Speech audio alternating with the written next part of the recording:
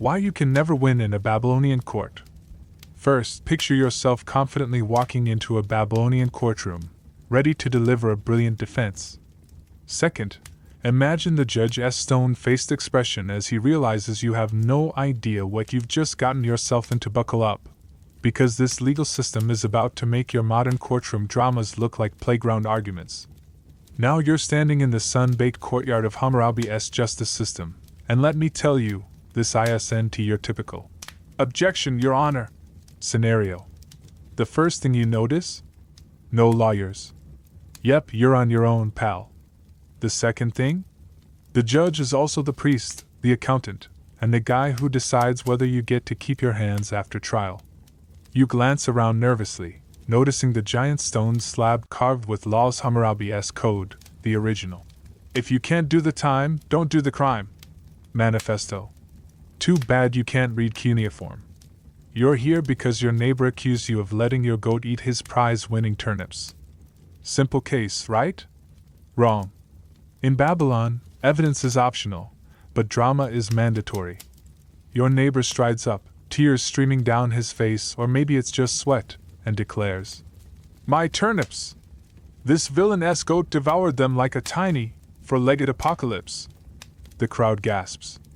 You open your mouth to argue, but the judge slams his fist. Wait. No, he just grunts and points at you. "Defendant, speak! But know this, if you lie, the gods will strike you down. Or worse, I'll make you pay triple the turnip's value in silver." You stammer. "But my goat was tied up." The judge squints. "Prove it." "How?" "You didn't bring witnesses. You didn't bring receipts.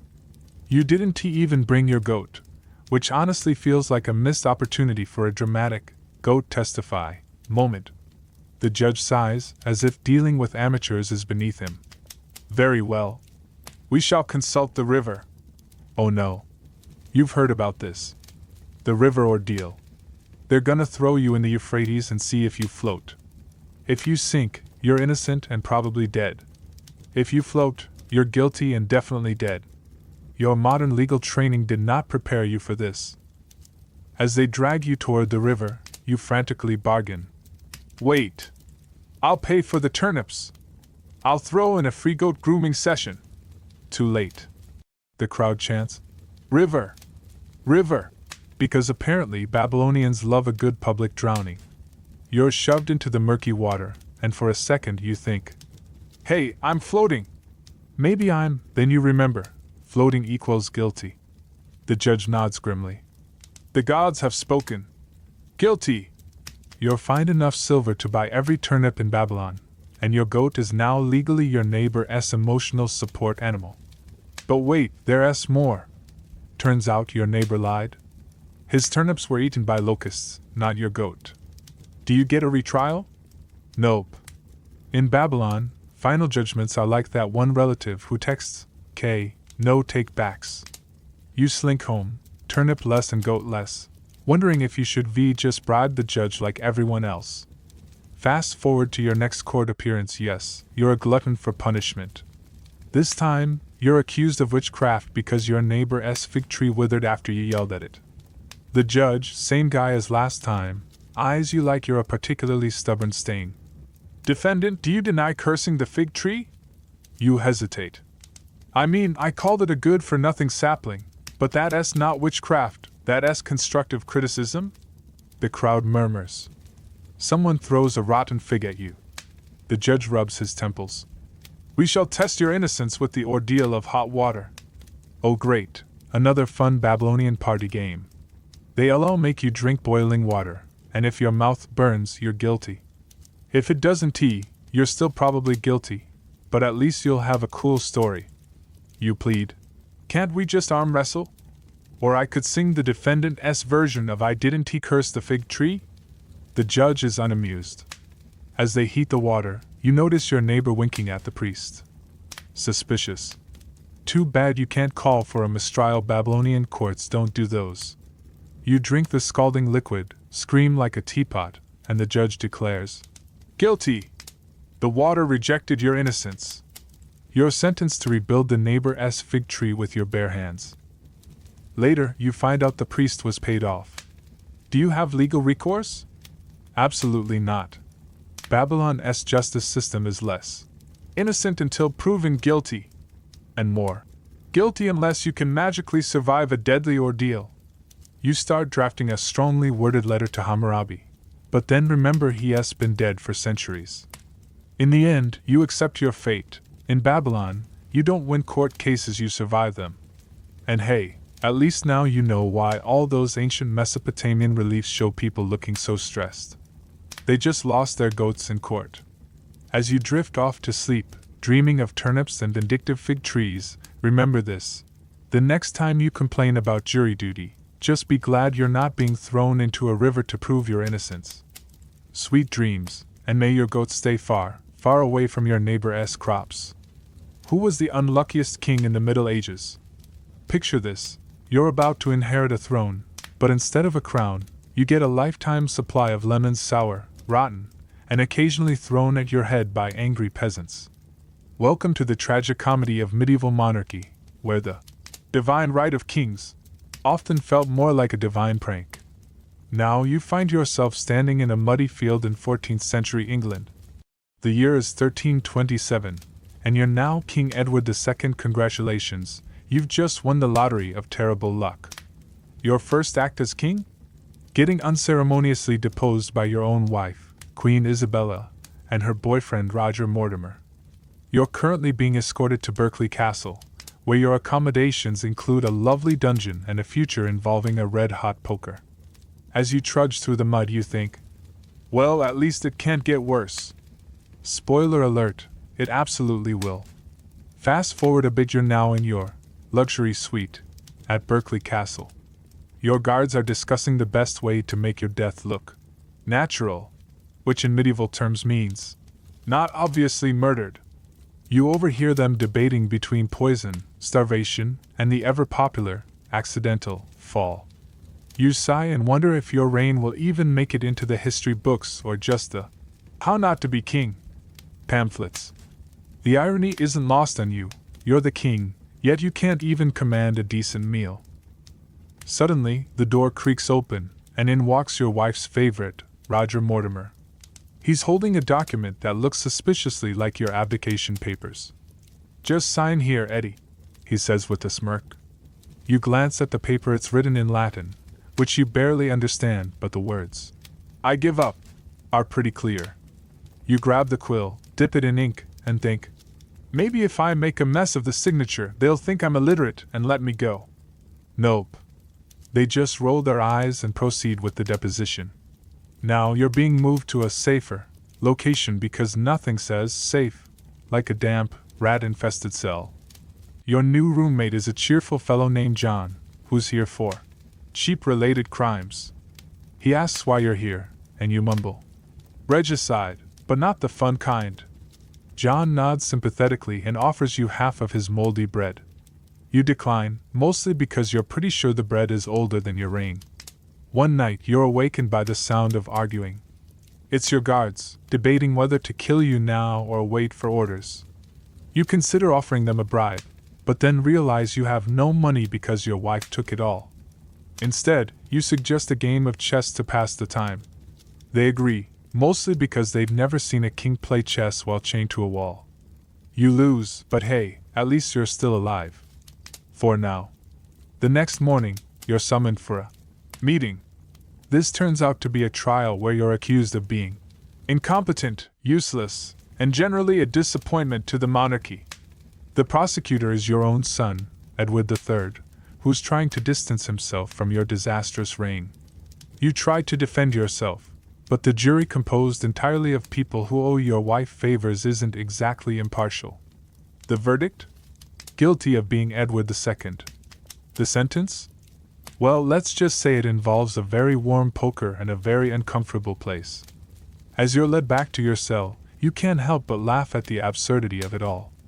You went from king to prisoner in record time, and your only legacy is a cautionary tale. You think about other unlucky kings like Charles the Bald, who probably had great hair jokes, or Louis the Stammerer, who couldn't even order his executioners to speak up. But you, Edward II, take the cake. Or rather, you would, if they'd let you have cake. In your final moments, you overhear the guards placing bets on how long you'll last. One says, 10 minutes tops. Another counters, nah, he's tougher than he looks. You want to shout, I'm right here, you know! But you're too busy contemplating the irony of being killed by a poker when you've never even played the game. As the red-hot poker approaches, you close your eyes and whisper, well, at least I'm not John of Bohemia. Wait, who's John of Bohemia? Oh, just another contender for the title of unluckiest king.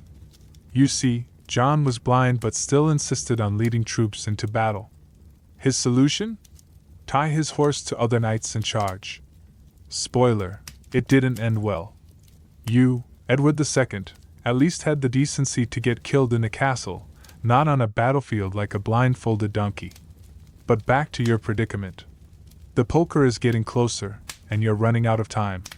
You think about all the things you could have done differently, like not alienating your nobles, or not giving your wife's boyfriend a promotion, or maybe just not being born. Too late now. As the heat intensifies, you take comfort in one thought. At least you'll go down in history as the king who was killed by a poker. How many people can say that? And with that, your story ends not with a bang, but with a sizzle. The guards clean up, and one mutters, well, that's one way to handle a bad king. Meanwhile, your son Edward III is busy rewriting history to make you look even worse. But hey, at least you're remembered. Sort of. So, who was the unluckiest king in the Middle Ages? Was it Edward II killed by a poker? John of Bohemia, blind and charging into battle? Or maybe it was you, for having to listen to this story instead of sleeping. Either way, sweet dreams, and try not to think about red-hot pokers. Or blind kings. Or moldy bread. Actually, maybe just count sheep. Save sheep. Not the criminal kind. Early humans had to worship heaven before eating? First, please imagine this scene. You are squatting in a prehistoric cave, stomach growling like a trapped mammoth. But your hairy ancestors are busy tossing the best piece of meat into the fire instead of stuffing it into their mouths. You watch this scene with your jaw dropped, thinking, are these guys crazy?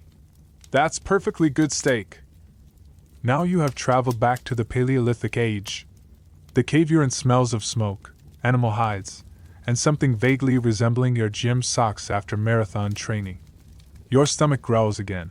But Ugga, let's call your ancestor that is holding up a freshly roasted mammoth leg like a trophy, chanting something that sounds suspiciously like Ooga Booga.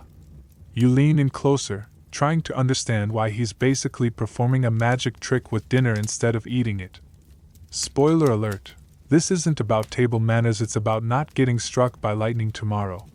The scene before you unfolds like the world's first dinner theater.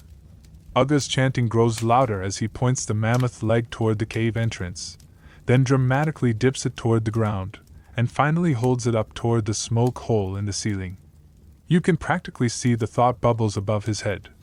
Dear Sky God, please don't send that thunderstorm that nearly washed away our last hunt. Dear Earth God, thanks for not opening up a sinkhole under our sleeping area. And dear Fire God, nice job not burning down the cave tonight. You realize this isn't worship, it's ancient insurance paperwork. Suddenly, a small child in the corner makes a grab for a piece of fallen meat. Ugga's eyes widen like saucers as he gently but firmly moves the child's hand away. You're about to intervene when you notice everyone else in the cave is watching with intense concentration. This isn't child abuse, it's the world's first educational demonstration.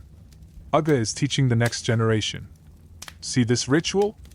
Do it properly or we all starve when the gods get angry.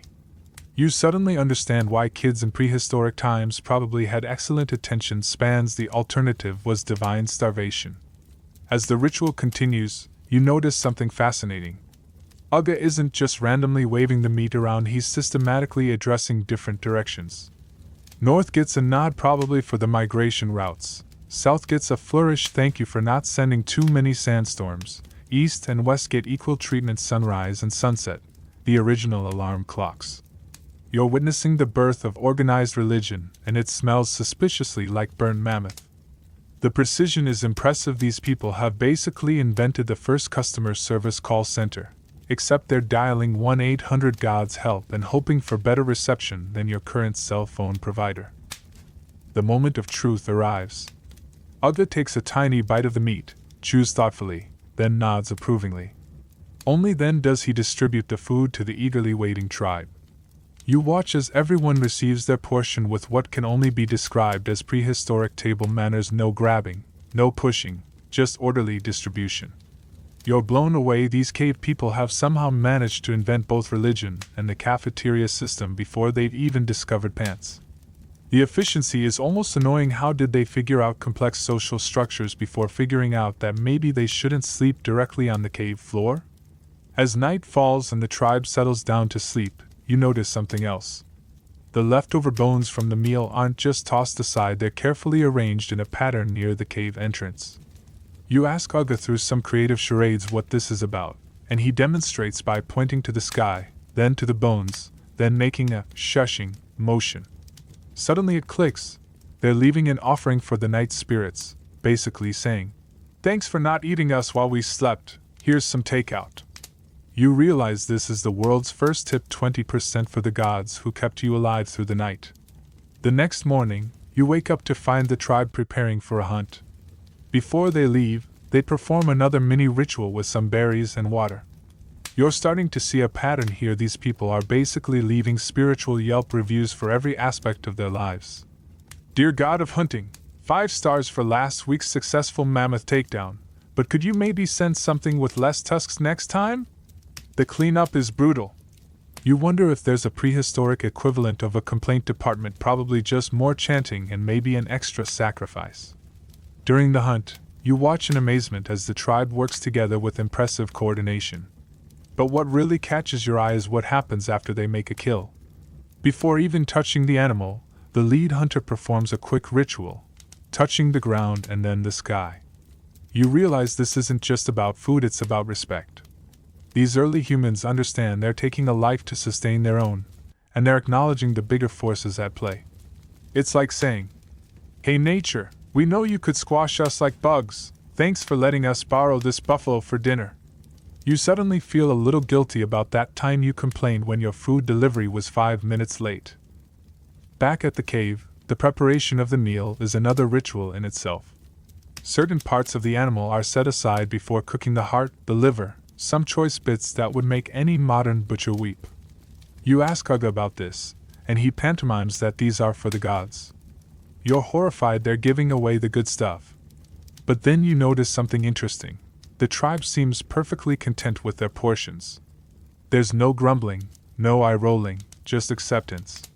You realize this ritual has created a social contract. Everyone agrees that some portions go to the gods, so there's no arguing over who gets the best cuts. It's the world's first tax system, and apparently, it's more popular than modern ones. As the days pass, you begin to understand the deeper purpose of these rituals. One evening, a storm approaches the cave. The tribe seems anxious but not panicked. They perform their food ritual with extra care, adding some additional chanting. You watch, skeptical, as the storm passes by without causing any damage. Coincidence? Maybe. But the tribe's confidence in their ritual's effectiveness is palpable. You realize these aren't just superstitious gestures, they're psychological tools that help early humans cope with a world they don't understand. It's like having a security blanket, except this blanket can supposedly prevent lightning strikes. The turning point comes when you witness a failed hunt. The tribe returns empty-handed, looking dejected. You expect despair, maybe even panic about where the next meal will come from. Instead, they gather and perform their ritual anyway, this time with some stored nuts and berries instead of fresh meat. There's a sense of determination in their actions, as if they're saying, "We're still keeping our end of the bargain, gods." You're moved by this display of faith and resilience. These early humans have figured out something profound. Ritual gives them a sense of control in an uncontrollable world. It's not about the food, it's about maintaining hope when things look bleak. On your last day in the Paleolithic, you join the tribe for a final meal. As Uga performs the ritual, you find yourself participating without thinking, touching the ground, then the sky, then nodding respectfully at the food. You've absorbed their customs through osmosis. As you eat, you reflect on what you've learned. These primitive people have developed a sophisticated system for navigating their relationship with nature, with each other, and with the unknown. Their food rituals aren't about wasting perfectly good steak, they're about gratitude, respect, community, and maintaining balance in a world that's constantly trying to kill them. You take another bite of mammoth and think, maybe we modern humans could learn a thing or two from these cave-dwelling philosophers with their surprisingly effective dinner theater. Boring Roman Empire Sleep Aid Edition. Why was Caesar always getting stabbed? First, let's get comfortable. Imagine you're wrapped in a toga that's way too warm, because that's basically how Romans rolled. Now, picture this. You're about to dive into one of history's most dramatic episodes, but don't worry, it's so convoluted and full of political nonsense that it'll knock you right out. Now you're standing in the Roman Forum, and wow, it's crowded, senors in togas arguing, merchants yelling about olive oil prices, and someone's goat just knocked over a fruit stand. You squint at the commotion and realize, hey, that's Julius Caesar over there, looking all smug in his purple-trimmed toga. You nudge a nearby guy to ask what's going on, and he sighs. Oh, Caesar's just declared himself dictator for life. Again. You raise an eyebrow because, honestly, that sounds like a terrible idea, like giving your toddler the car keys and saying, "Go wild, buddy." Fast forward a bit, and you're sneaking into the Senate House because why not? You're invisible now, apparently. The air is thick with tension, and senators are side-eyeing each other like they're at a high school reunion where everyone secretly hates each other.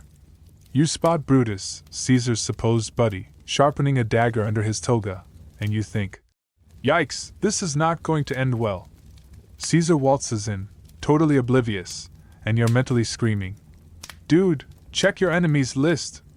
But nope, he's too busy being Caesar. Suddenly, chaos erupts. Senators swarm him like seagulls on a hot dog, and you're ducking behind a column because, yikes, flying daggers. Caesar's yelling something in Latin, but you're pretty sure it's just ancient Roman for not cool, guys. After the dust settles, you're left wondering, why does this keep happening to him? Well, buckle up, because we're about to take a snooze-inducing tour through Caesar's greatest hits of getting stabbed. Let's rewind to Caesar's early days.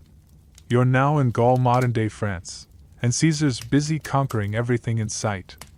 You're trailing along like a confused intern, watching him write flowery updates to Rome like, "Today, I defeated 10,000 warriors. Also, the weather's nice." You think, this guy's ego is bigger than his empire.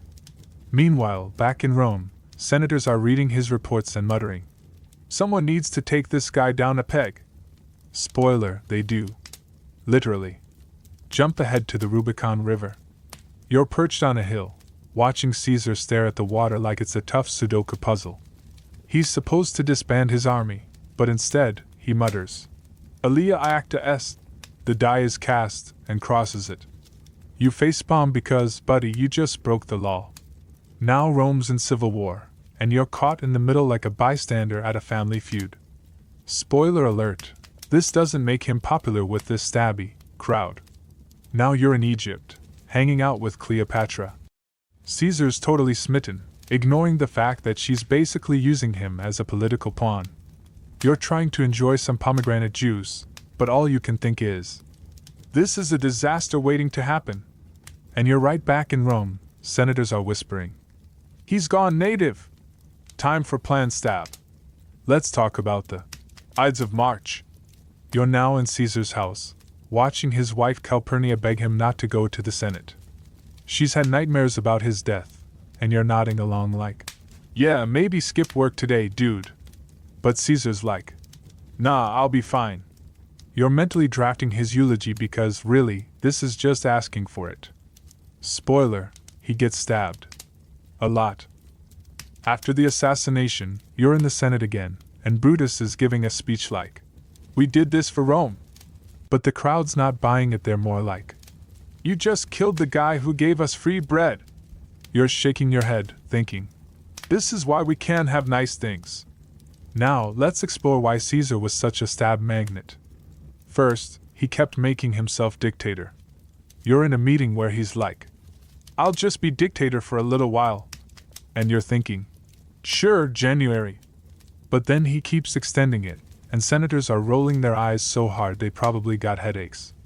Second, he was terrible at reading the room. You're at a dinner party where Caesar's bragging about his conquests, and you can practically see the daggers metaphorical and literal in everyone's eyes. You whisper, "Maybe tone it down." But he's too busy being Caesar. Third, he surrounded himself with ambitious people. You're watching Brutus and Cassius plot, and you're like, "Guys, maybe find a hobby?" But nope, they're dead set on stabbing. You start wondering if Rome had a Stab Caesar club with membership perks. Let's not forget his love life. You're in Cleopatra's palace, and she's whispering sweet nothings in his ear while plotting world domination. You're thinking, "Dude, she's playing you like a fiddle." But Caesar's too busy buying her expensive jewelry to notice. Now, let's imagine a world where Caesar wasn't so stab-prone. You're in an alternate timeline where Caesar decides to retire and open a vineyard. He's sipping wine, chatting with farmers, and senators are like, "Wait, we don't need to stab him?" It's peaceful, boring, and honestly, perfect for sleeping. Back to reality, you're in the Roman Forum again, watching a parade in Caesar's honor. You're munching on some ancient snacks surprisingly bland and thinking, "This guy's legacy is just a long list of stabbings." But hey, at least it makes for a good bedtime story. Finally, you're drifting off to sleep, dreaming of togas, daggers, and Caesar's very avoidable demise. The moral of the story? Maybe don't declare yourself dictator for life. Or at least, invest in a good stab-proof toga. Good night, and try not to dream of senators with pointy objects. Why was it especially tough to be Napoleon's enemy? First, imagine being a 19th century general waking up to find this French guy rewriting the rulebook of war. Your carefully planned career just became his stepping stone. Second, picture your dismay when you realize the short Corsican isn't just fighting battles, he's conducting a symphony of chaos where you're always the off-key note.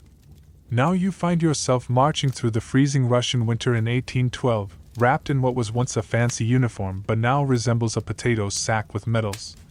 You're General Kutuzov's least favorite aide, tasked with delivering urgent messages that mostly consist of "keep retreating."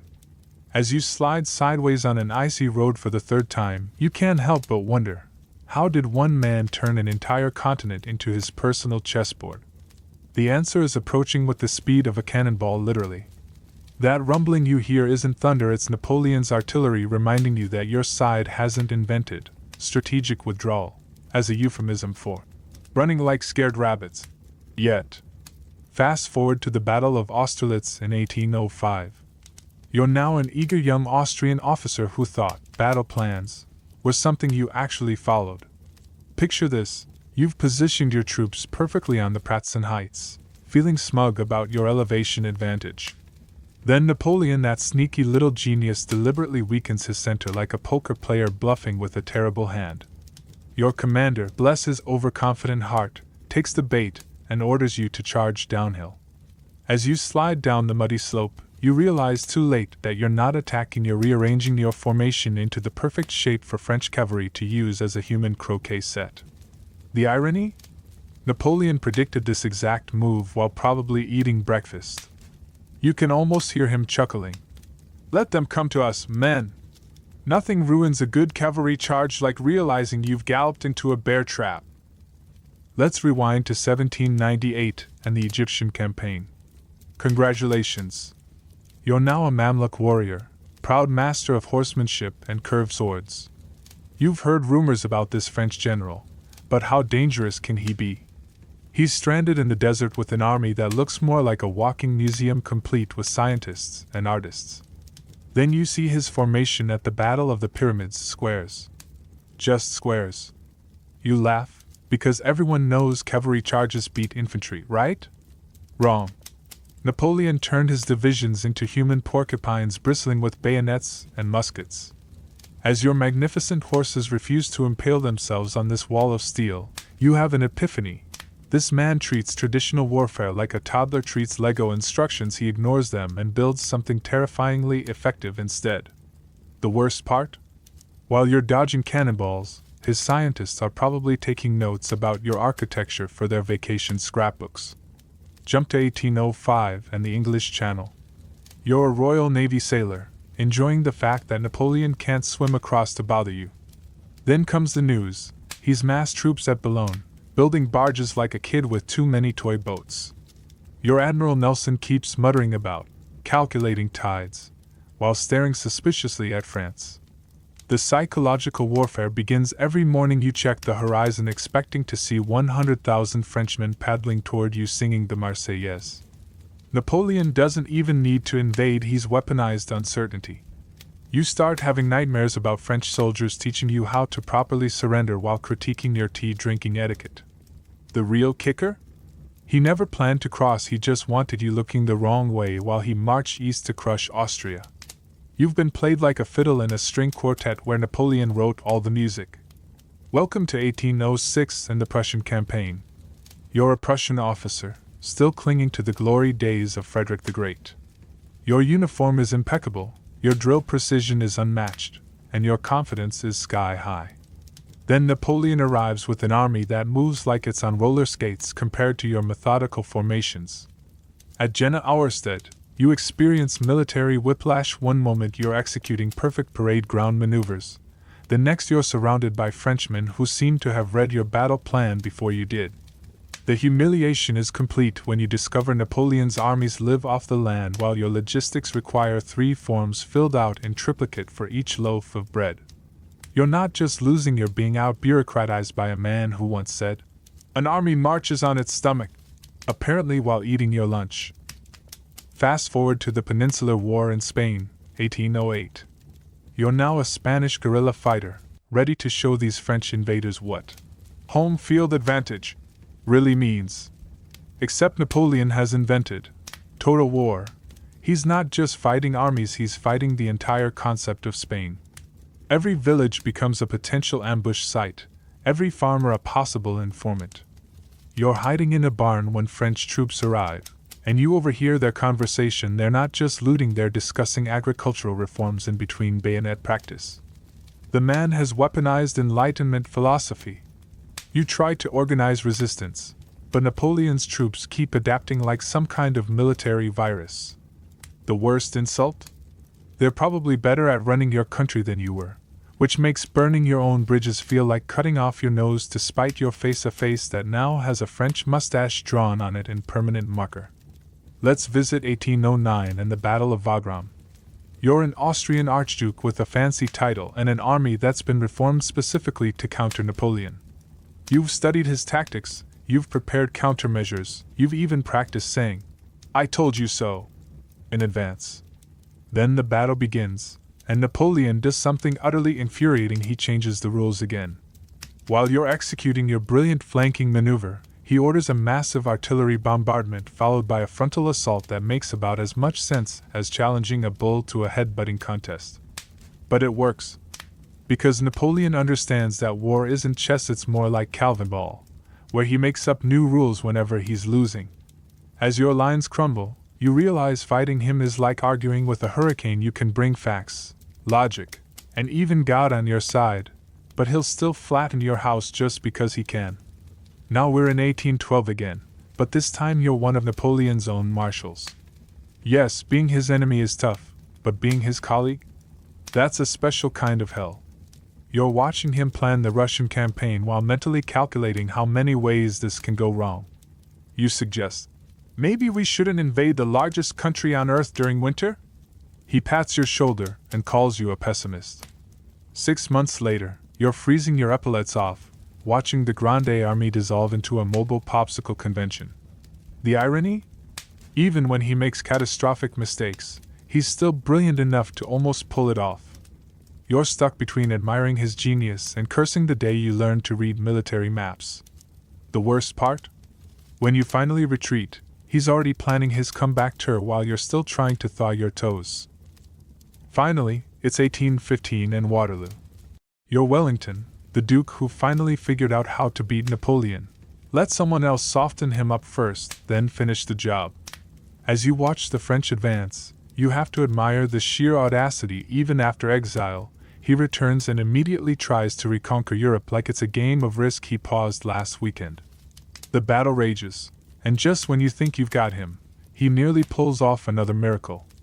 The relief when Blucher arrives is matched only by your realization that you've just defeated the only man in history who made world domination seem like a reasonable career goal. As Napoleon is shipped off to St. Helena, you can't help but feel a strange respect. Being his enemy was terrible, but it was never boring. You've just participated in the grand finale of history's most explosive showman, and honestly, the theater will be less entertaining without him. When did people start eating with knives and forks? First, look at your hands right now. Are you holding a phone or maybe about to grab a late-night snack? Congratulations. At this very moment, you're engaging in one of the most revolutionary behavioral shifts in human history. But a long, long time ago, your ancestors would have stared at your fork like it was alien technology and probably tried to use it to pick their teeth. Now you've traveled back to the Stone Age. Yes, that hairy fellow in front of you is about to eat, and you're about to witness culinary chaos. You lean in curiously to see what eating tools he'll use. Surprise! He just grabs the roasted mammoth leg with both hands and tears into it like a starving hyena. You gasp as grease drips down his arms, but he couldn't be happier. Let me secretly tell you that back then, there were mainly 3 types of utensils: fingers, the original all-purpose tool; sharp rocks, the accidental lip splitter edition; and perhaps a lucky stick, the splinter surprise package. After watching him spend the next hour trying to dislodge meat scraps from his teeth with his dirty fingernails, you suddenly understand why modern dentists have job security. Fast forward to ancient Egypt, and you're now a pharaoh's servant. Play along for now. You watch as the royal family prepares to feast. Your eyes widen as you see them using, wait for it, knives. But don't get too excited, these are basically just sharp pieces of metal used to cut food before they inevitably switch back to fingers. You try to hand Queen Cleopatra a fork, and she looks at you like you've just suggested she wear Crocs to her coronation. You watch the guests delicately pick honey cakes with 2 fingers while pretending not to notice the sauce dripping down their chins, and suddenly realize why ancient Egyptian art always shows people in such stiff, formal poses. They were probably trying not to ruin their linen clothes with dinner debris. Welcome to ancient Rome, where you're now a wealthy merchant. Keep dreaming.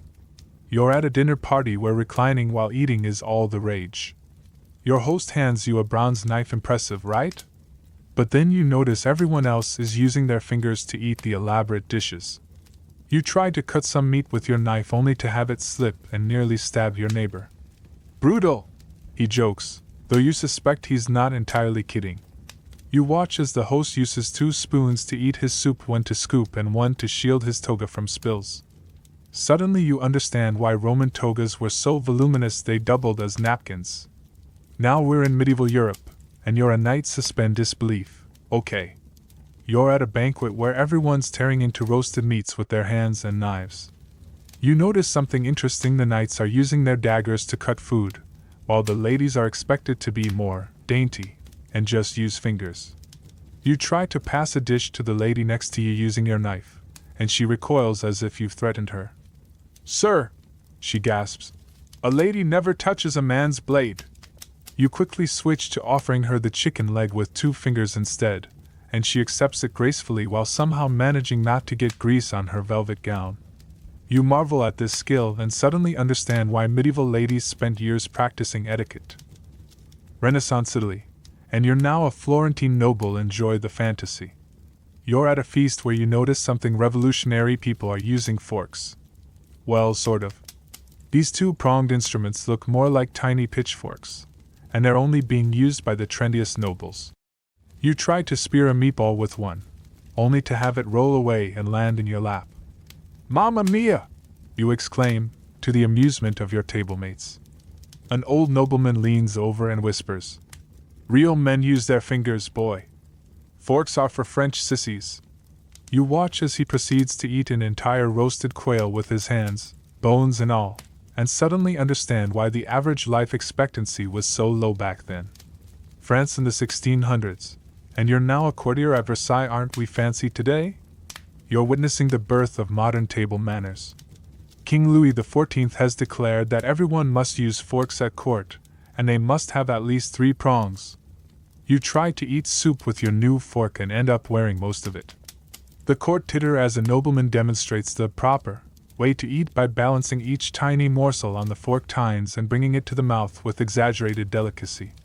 You watch as guests spend more time arranging food on their forks than actually eating, and suddenly understand why French court dinners lasted 6 hours. It took that long to consume anything with those ridiculous implements. Victorian England, and you're now a gentleman, top hat and monocle not included. You're at a dinner party where the silverware situation has gotten completely out of hand. There are 7 different forks beside your plate for fish, meat, salad, dessert, and apparently for separating peas from carrots if the need arises. You pick up the wrong one and the hostess gasps, as if you've just stripped naked on her dining table. "Heavens!" she exclaims, fanning herself dramatically. You try to recover by using the correct fork, only to discover it's so tiny it can barely lift a single pea. You watch as the lady next to you expertly navigates her silverware maze while maintaining perfect posture, and suddenly understand why Victorian women were always fainting. They were probably just exhausted from remembering which fork to use. Modern day, and you're back in your own time finally. You look at your simple fork and knife with new appreciation. You try to imagine explaining to your Stone Age ancestor that someday humans would use specialized tools just to eat, and he'd probably think you were crazy. You take a bite of food with your fork and marvel at how far we've come from tearing into raw meat with our teeth to daintily spearing organic kale with sustainably sourced bamboo utensils. As you set your fork down, you realize that the story of knives and forks is really the story of civilization itself, a messy, awkward, sometimes ridiculous journey from grab food and stuff in face to please pass the salad fork, if you wouldn't mind. And isn't that beautiful? Now go to sleep, and try not to dream about accidentally using your fish fork for dessert. The horror. An interesting ancient Egyptian sleep aid story. The pharaoh's daily grind is tougher than yours.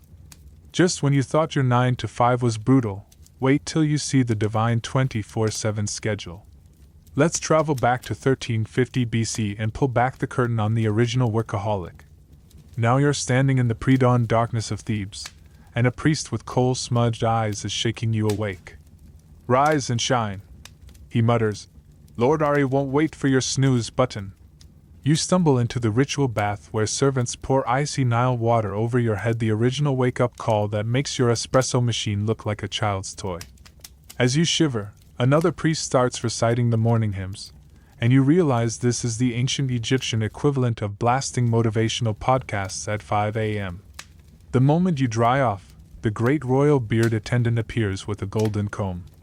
You're about to protest that you can comb your own fake beard when he gives you a look that says, "I've been doing this since before your great-grandparents were born." For the next 30 minutes, you stand perfectly still while he braids, oils, and curses under his breath about split ends. You catch your reflection in a bronze mirror and wonder if all this maintenance is why pharaohs look so grumpy in tomb paintings. Breakfast is served in the Garden of Joy, which sounds lovely until you see the menu: unleavened bread hard enough to chip a tooth, beer thick enough to chew, and some kind of fish paste that winks at you. The head cupper whispers that today's special is royal figs, code for prunes because your divine digestion has been sluggish. You try to sneak a piece of honey cake when the vizier of dietary compliance materializes out of nowhere, slapping your hand with his papyrus scroll of nutritional commandments. By 7 a.m., you're already in the throne room listening to complaints from nomarchs who've been waiting since last Tuesday. One guy is whining about hippo damage to his wheat fields, another wants tax exemptions because his wife gave birth to triplets, and a third brought actual locusts in a basket as visual aids for his disaster report. You nod gravely while mentally calculating how many more hours until your lunch break. The scribe next to you is taking notes, so fast his papyrus is smoking. The moment the last petitioner bows out, the high priest of Ammonius drags you to the temple for the morning sacrifice. You're handed a knife and expected to bless a bull that looks distinctly unimpressed with your divine status. The bull snorts, and for a second you consider making a run for it, but the temple guards have blocked all exits. You close your eyes, swing the knife, and hope for the best. When you peek, the bull is miraculously and conveniently already dead. The priests cheer, and you pretend this was all part of your divine plan. Back at the palace, the master of perfumes awaits with today's scent selection. Lotus of Rebirth, or Desert Bloom at Midnight?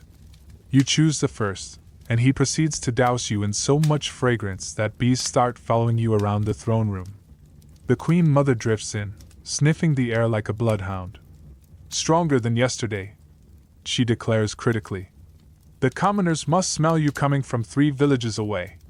Lunch is a brief affair, more unleavened bread, this time with slightly less terrifying fish paste. You're allowed exactly 12 minutes to eat before the overseer of royal education arrives with your sons. The older one is pretending to study hieroglyphs but is actually drawing chariot races, while the younger one is trying to feed his math homework to the palace cat. You sigh, remembering your own childhood when you do the same with papyrus scrolls, except back then you could blame it on divine inspiration. The afternoon brings the most dreaded part of your day, the royal audience with foreign dignitaries. The Hittite ambassador has brought yet another marriage proposal for your daughter, accompanied by a gift of 36 horses that immediately start eating the palace lawn. The Nubian prince demands trading rights for gold mines while subtly flexing his muscles. You nod, smile, and mentally calculate how many of these horses you can, accidentally, lose in the desert before anyone notices. As the sun begins to set, you're finally allowed a brief respite in your private chambers. You collapse onto a divan, but before you can even close your eyes, the keeper of the royal sandals appears with 12 pairs of footwear to choose from for the evening banquet. The gold ones for dining, my lord, but the reed ones if you plan to walk by the Nile later, he explains with the patience of a man who has had this conversation daily for 20 years. You point randomly, too tired to care whether your feet match the table settings. The evening banquet is a dazzling nightmare of torchlight, music, and politics. You're expected to eat, drink, and make small talk with 300 nobles who are all secretly hoping you'll choke on a grape so they can move up in succession. The court dancers twirl, but you can't help noticing that the vizier is counting how many times you blink, probably recording it in his divine behavior log. You try to sneak a nap between courses, but the head jester keeps telling jokes that aren't funny enough to keep you awake but too loud to ignore. When the last guest finally staggers out at midnight, you think your day is done. But no, the dream interpreter is waiting in your bedroom, eager to analyze tonight's prophetic visions. If you dream about crocodiles, it means good harvests, he explains helpfully. Unless they're wearing crowns, then it means, well, we'll cross that bridge when we come to it. You nod, wondering if you can fake sleepwalking to escape this conversation. As you finally sink into your gold-plated bed, the night watch commander appears with the final report. All guards posted, the Nile is at normal levels, no signs of rebellion, and the royal cat has been fed. You mumble something divine-sounding and close your eyes, but just as sleep approaches, you remember you forgot to approve the new irrigation project. With a groan, you call for a scribe and dictate the order by flickering lamplight, your signature wobbling more than usual. At 3 a.m., you're jolted awake by the sound of grinding stone. The Tomb Carvers Guild has arrived to update your burial chamber decorations in real time. They want to know if you prefer the standard smiting enemies pose or something more modern like Pharaoh on smartphone. You glare at them until they back away slowly, tools clanking. As silence returns, you realize with horror that you're now too awake to sleep, and the roosters will start crowing in 2 hours. You lie there counting sheep, then goats, then the number of ways you could abolish the monarchy if you weren't so busy being it. The moonlight streams through your window, illuminating the piles of papyrus scrolls on your desk, reports, petitions, treaties, and that irrigation project you still haven't finished approving. Suddenly, your modern 9-to-5 doesn't seem so bad after all. At least you can call in sick without causing a national crisis. As dawn breaks, the priest with coal-smudged eyes appears again, holding another basin of icy water. Rise and shine, he says cheerfully. Lord Ra has big plans for you today. You consider faking your own death, but remember they just mummify you and make you continue ruling from the afterlife. With a sigh that rattles your ceremonial collar, you sit up and prepare to do it all over again. Maybe being a god king isn't all it's cracked up to be, especially when the cracking sound is your own spine after sleeping on a rock-hard pillow. Strange ancient medical treatments, these therapies sound absurd but actually work. Now you're about to witness the weirdest healthcare playlist in human history, where the prescription reads more like a prank and the side effects include laughter. Buckle up, because we're diving into a time when doctors were part-time comedians and their patients were involuntary stand-up audiences. Now you're in ancient Egypt, around 1550 BC. You've developed a nasty eye infection, think red, swollen, and weeping like a toddler who lost their candy. The local physician, a man with a beard that could hide a family of rodents, examines you and declares, "We shall use the sacred fly." You blink in confusion as he pulls out a jar of dead flies. "Don't worry," he says cheerfully. "We'll grind these into paste with honey and apply it to your eyes." You're about to bolt when you notice the patient next to you, their eyes, once worse than yours, are now clear. Reluctantly, you let him smear the goo on. 3 days later, your vision's sharper than a pharaoh's sarcophagus engraving.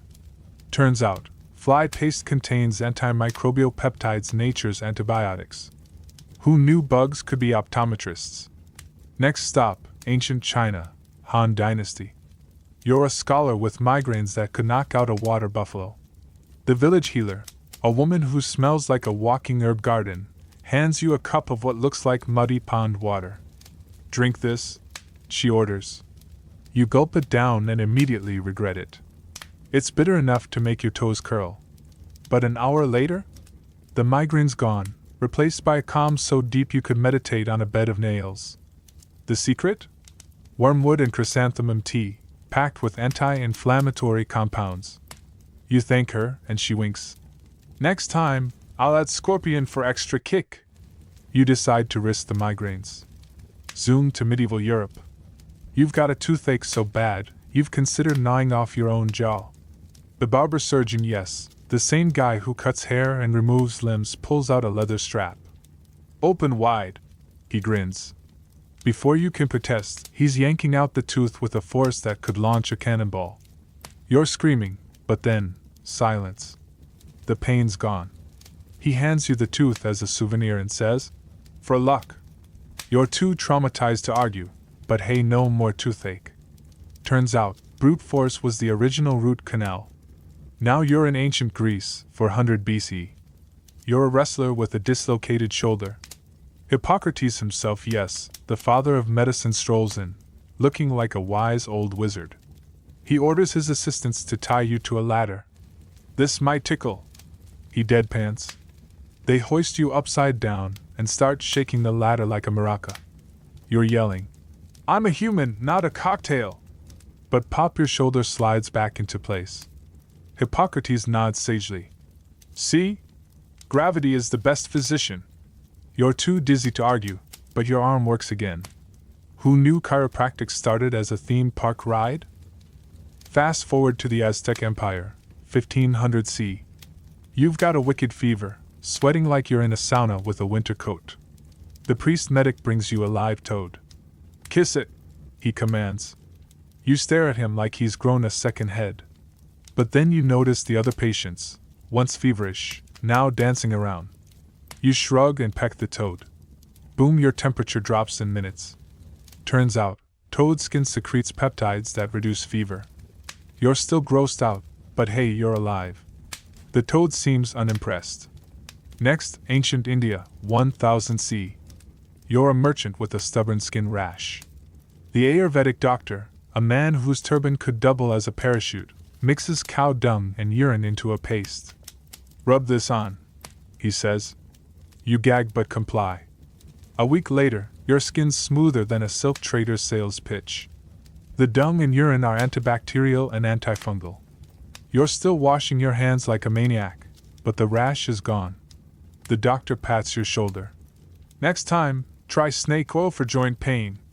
You pass. Now you're in 17th century France. You've got syphilis, don't ask how, let's just say you were adventurous. The doctor, a man with a wig that could house a bird family, prescribes mercury. Drink this, he says, handing you a vial of silvery liquid. You down it, and suddenly your mouth feels like a metal detector's dream. But the sores? They vanish. Turns out, mercury kills the bacteria, though it might also make you drool like a Saint Bernard. You're cured, but you can't stop salivating. Small price to pay, right? Jump to ancient Rome, 200 CE. You're a gladiator with a deep wound from a lion's claw. Long story. The medicus, a grizzled veteran, pours vinegar into the gash. You scream like you've been stabbed again. But then he packs it with spider webs. You're about to faint, but the bleeding stops. The vinegar disinfects, and the spider webs are natural bandages with antiseptic properties. You're back in the arena next week, though you now have an irrational fear of arachnids and salad dressing. Finally, Victorian England, 1800s. You've got depression, or as they call it, melancholy. The doctor prescribes a change of air and sends you to the seaside. You're skeptical, but after a week of staring at the waves and eating too much fish and chips, you feel lighter. The fresh air and sunlight boost your serotonin. You're still sad about your waistcoat being out of style, but the gloom's lifted. You tip your hat to the doctor, who's now prescribing the same treatment for a lady with hysteria. You decide not to ask questions. And there you have it, ancient medicine, where the cure was often weirder than the disease. You've been poisoned, prodded, and covered in animal parts, but hey, you're still standing. Now go to sleep, and thank your lucky stars you live in an age where the worst you'll get is a doctor with bad handwriting.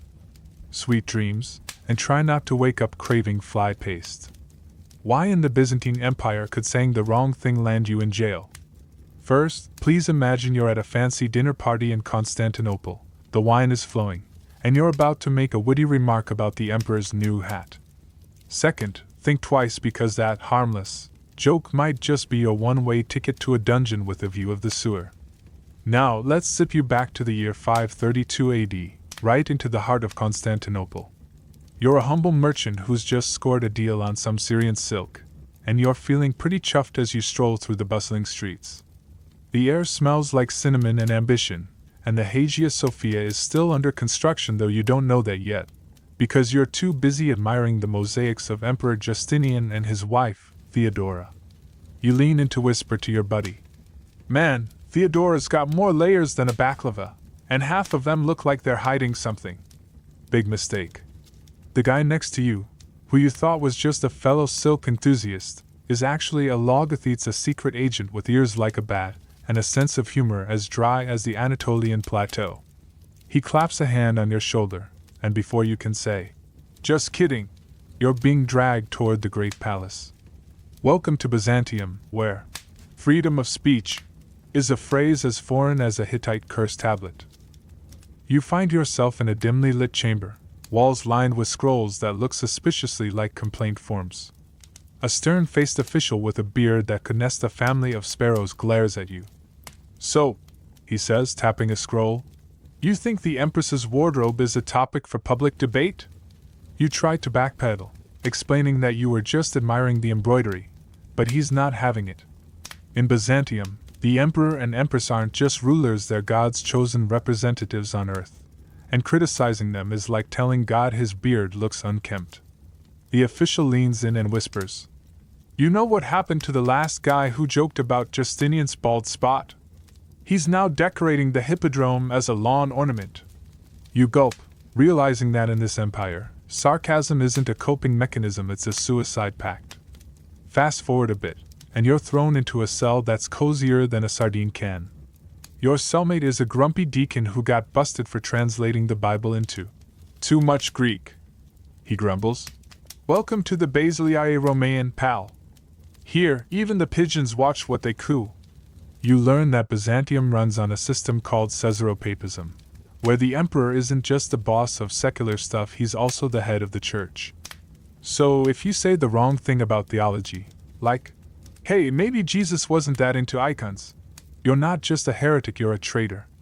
The deacon sighs and shows you a carving on the wall, a list of banned phrases. Number 1 is, "The emperor's tax policy is a bit steep." And number 7 is, "I think purple is overrated." You realize that in Byzantium, small talk isn't just small, it's potentially lethal. But wait, it gets weirder. You're hauled before the emperor himself, Justinian, who's sitting on a throne that looks like it's made of solid gold and bad decisions. Theodora is beside him, giving you a smile that could freeze lava. Justinian strokes his chin and says, "My dear merchant, you seem to think this is a game. Let me explain. In this empire, words aren't just words, they're weapons. One wrong phrase, and you could spark a riot, like the Nika riots that nearly burned this city to the ground. You recall hearing about that 30,000 people died because some sports fans got rowdy over chariot races." Justinian leans forward, his eyes twinkling. "So we prefer to discourage loose lips.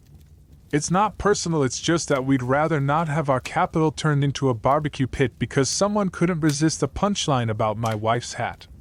You nod, trying to look repentant, while thinking, note to self, never compliment Theodora's headgear again. Suddenly, you're saved by the bell, literally.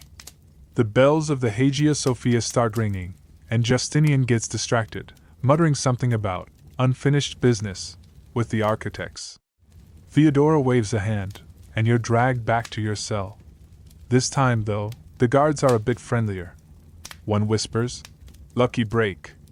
The Empress was in a good mood, she just got a new shipment of Egyptian eyeliner." You breathe a sigh of relief, but the deacon next to you shakes his head. "Don't get too comfortable.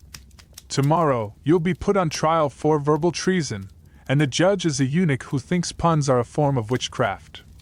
You groan, realizing that in Byzantium, the legal system is less innocent until proven guilty, and more guilty until we decide you're not. The next morning, you're led into a courtroom that's fancier than a royal wedding. The judge, a man named John the Cappadocian, is known for his love of fines and his hatred of smart Alex. He squints at you and says, "So, you're the silk merchant with a death wish. Tell me, do you think your joke was worth it?" You consider lying, but then remember that Byzantine interrogators have a thing for hot pokers. Instead, you go for the groveling approach. "Your Excellency, I was merely admiring the Empress's aesthetic choices. In fact, I think her hat is a symbol of divine wisdom." John raises an eyebrow. "Really? Because my report says you compared it to a peacock that swallowed a curtain." You sweat bullets, wondering how he got that detail until you spot your former buddy, the silk enthusiast, now wearing a fancy robe and looking smug. "Traitor." Just as John is about to sentence you to 5 years of sweeping the Marmara Sea with a toothbrush, a messenger bursts in. "The Persians are attacking!" he yells. Suddenly, everyone forgets about your case. Justinian needs every able-bodied man to defend the empire, and that includes you. You're handed a rusty spear and a helmet that smells like goat, and shoved onto a ship headed for the front lines. As you sail away from Constantinople, you realize that in Byzantium, even prison sentences are conditional. 1 minute you're a criminal, the next you're a soldier, all because the emperor can't make up his mind about whether to kill you or let you kill someone else. Years pass, and you somehow survive the war, mostly by hiding behind a rock and pretending to be dead. You return to Constantinople, older and wiser, and open a small shop selling, safe, souvenirs like icons of Justinian looking stern and scrolls with pre-approved phrases such as, "What a lovely tax hike." One day, a young tourist asks you, "Is it true you could go to jail for saying the wrong thing here?"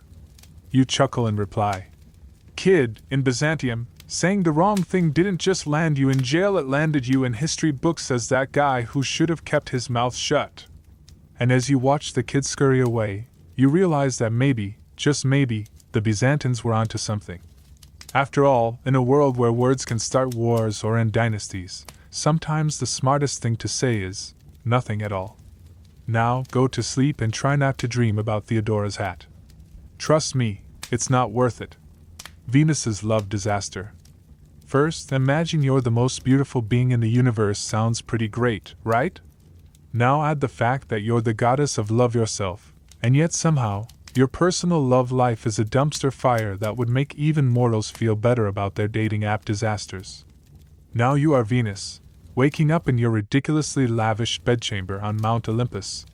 You stretch your perfect limbs and yawn, which somehow sounds like wind chimes mixed with honey. Honestly, it's a bit much. Your reflection in the golden mirror shows a face so flawless it could launch 1,000 ships, but also reveals the dark circles under your eyes from yet another night of relationship drama. You sigh dramatically naturally and reach for your ambrosia-infused coffee, because even goddesses need caffeine to deal with their terrible life choices. Suddenly, your son Cupid bursts in, looking guilty as hell. "Mom, we need to talk," he says, twirling his arrows nervously. You narrow your eyes. This is never good. Last time he looked this shifty, you ended up accidentally falling in love with a mortal who turned out to be really into competitive cheese rolling. "What did you do this time, you little menace?" you demand, already feeling a headache coming on. Cupid confesses that he may have sort of accidentally on purpose shot you with one of his special arrows last night while you were complaining about your lack of quality suitors. You gasp, horrified, because those special arrows are basically the love god equivalent of tequila shots. They make you fall for literally the next person you see, regardless of common sense or basic compatibility. Before you can properly strangle him, the doors fly open and in walks Vulcan, the god of the forge. He's covered in soot, smells like a campfire, and is currently trying to fix his hammer with one hand while holding a half-finished automaton with the other. "Darling," he booms, spotting you. "I made you a new jewelry box that sings." Well, it was supposed to sing, but now it just yells insults in Latin. You stare in horror as Cupid's magic arrow kicks in, and suddenly Vulcan's sweat-stained tunic and sooty face seem weirdly attractive. His crooked smile? Charming. The way he just accidentally set his beard on fire again? Endearing. You're mentally planning your wedding while Vulcan obliviously continues. "And I'm working on self-stirring cauldrons. Isn't that romantic?" You nod dreamily, already picking out baby names for your future half-god, half-blacksmith offspring. The next few weeks are a blur of what you can only describe as industrial chic romance. You find yourself genuinely enjoying watching Vulcan work at his forge, even though the constant hammering gives you migraines. You've started wearing soot as a fashion statement, much to the confusion of the other gods. Jupiter keeps asking if you're feeling okay, and Minerva staged an intervention where she tried to show you pictures of more conventionally attractive gods like Apollo. But you just sighed and said, "Look at his strong arms. He could crush grapes for wine with those hands," which somehow didn't convince anyone of your sound mental state. Then one day, while Vulcan is demonstrating his latest invention, a chariot that runs on pure awkwardness, you catch sight of Mars across the courtyard. The god of war is looking particularly dashing in his armor, which is polished so brightly you can see your own bewildered face in the reflection. And just like that, Cupid's arrow wears off. You blink, suddenly realizing you've been spending quality time with a guy whose idea of romance is building you a clockwork bird that poops metal pellets. Mars gives you his trademark smolder, and you feel that old familiar tingle. Oh no, not this again. Vulcan notices your distraction and accidentally whacks himself in the face with his hammer, which would normally make you swoon but now just seems concerning. You try to juggle both relationships, because why make sensible decisions when you can have maximum drama? You'll spend mornings with Vulcan, pretending to care about metallurgy. Oh yes, Damascus steel is fascinating. Then afternoons with Mars, swooning over his battle strategies. The way you coordinate infantry movements is so manly.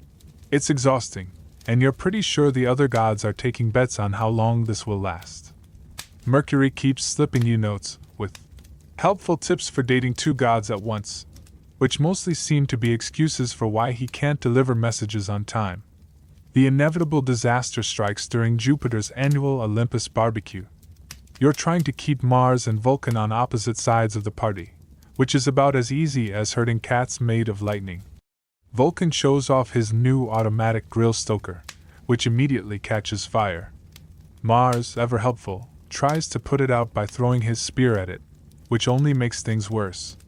You're caught in the middle, trying to explain to both why you're wearing the necklace Vulcan made you while holding Mars' hand, when Vulcan suddenly notices the love bite on your neck that definitely didn't come from a blacksmith's chisel. The ensuing argument would make Jerry Springer proud accusations of cheating, comparisons of craftsmanship versus combat skills, and Vulcan threatening to build a machine that will systematically dismantle all of Mars' weapons. In the middle of this divine mess, Cupid shows up again, looking far too pleased with himself. "Maybe I can help," he chirps, reaching for his arrows. You, Vulcan, and Mars all yell, "No!" in unison. Jupiter, who's been watching the whole mess while eating ambrosia wings, finally intervenes. He decrees that you need to figure your stuff out, and bans you from dating anyone until you can make a rational decision. You're horrified banned from romance? That's like banning a fish from water, or banning Cupid from causing chaos. Actually, that last one might not be so bad. Weeks pass in romantic purgatory. You try throwing yourself into your goddess duties helping mortals find love, which is frankly depressing when your own love life is a train wreck. You see couples holding hands and feel a strange mix of professional pride and personal bitterness. You start giving overly dramatic advice to lovelorn humans. Never trust a god of war, or a blacksmith, or anyone who doesn't appreciate fine jewelry. They usually back away slowly, which is rude because you're just trying to help them avoid your mistakes. Then one evening, feeling particularly sorry for yourself, you decide to visit the mortal realm. You disguise yourself as a human, which mostly involves putting on a toga and trying not to glow, and wander into a local tavern. There you see something unexpected, a mortal couple who clearly adore each other, despite their flaws. He's got a terrible haircut, and she laughs too loudly, but they look at each other like they hung the stars in the sky. You watch them share a simple meal, bickering affectionately over who gets the last piece of bread, and suddenly your divine dramas seem silly. Maybe love isn't about grand gestures or perfect partners. Maybe it's about finding someone whose particular brand of weirdness matches yours. You return to Olympus with a new perspective. You seek out Vulcan and have an honest conversation. You appreciate his craftsmanship and his kind heart, but you can't pretend to be someone you're not. He takes it surprisingly well, mostly because he's distracted by a new idea for self-sharpening swords. Then you find Mars and explain that while the passion is thrilling, you need more than just battle strategies and dramatic exits. He looks confused for a moment, then asks if you want to see his new chariot. Some people never learn.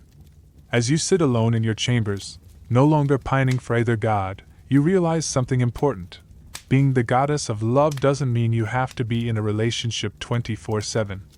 Sometimes the most loving thing you can do is love yourself enough to wait for what or who truly fits.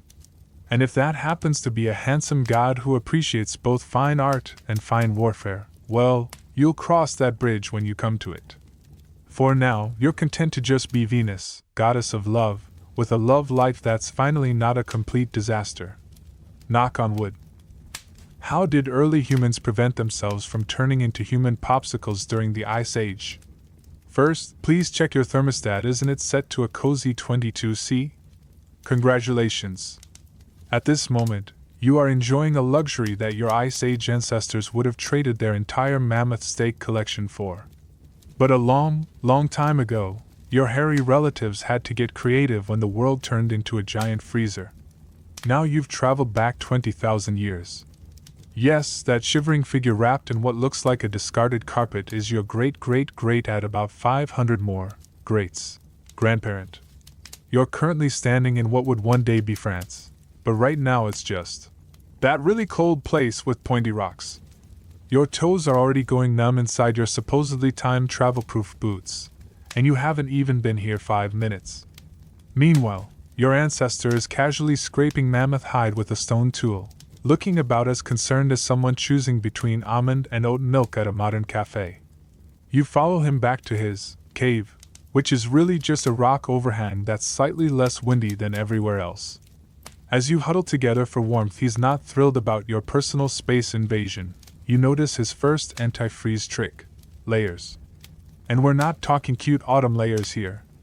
This guy's wearing about 4 dead animals at once, with what appears to be wolf fur on the outside, reindeer leather underneath, and some kind of rodent pelt lining the inside. It's the original onion method, except instead of making you cry, It's making you sweat in sub-zero temperatures. You tried to compliment his fashion sense, but he just grunts and offers you a piece of frozen mammoth fat. Charming! Night falls, and with it comes a cold so intense you swear your snot is freezing mid-air. Your ancestor starts a fire using nothing but 2 sticks and what appears to be sheer determination. You attempt to help but succeed only in creating a small pile of wood shavings and a bruised ego. As the fire roars to life, you notice something brilliant. He's built it against the cave wall to reflect heat, with stones arranged to trap warmth.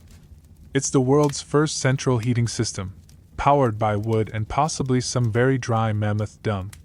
You're about to suggest roasting marshmallows when you remember they haven't been invented yet. Or sugar. Or agriculture. Right. As you settle in for the night, you witness the most ingenious part of their anti-freeze strategy: community cuddling. About 15 humans, a couple of friendly wolves, yes, those will eventually become dogs, and possibly a borrowed cave bear cub are all piled together like a furry Jenga puzzle. You're squeezed between someone's armpit and what you hope is a wolf's tail. It smells exactly how you'd imagine a group of people who haven't discovered soap would smell after a long day of hunting. But damn if it isn't warm. You drift off thinking that modern heating bills have nothing on this. You wake up to find your ancestor using a sharp rock to shave mammoth fur into fine strips. Curious, you watch as he weaves these into what appears to be the world's first thermal socks.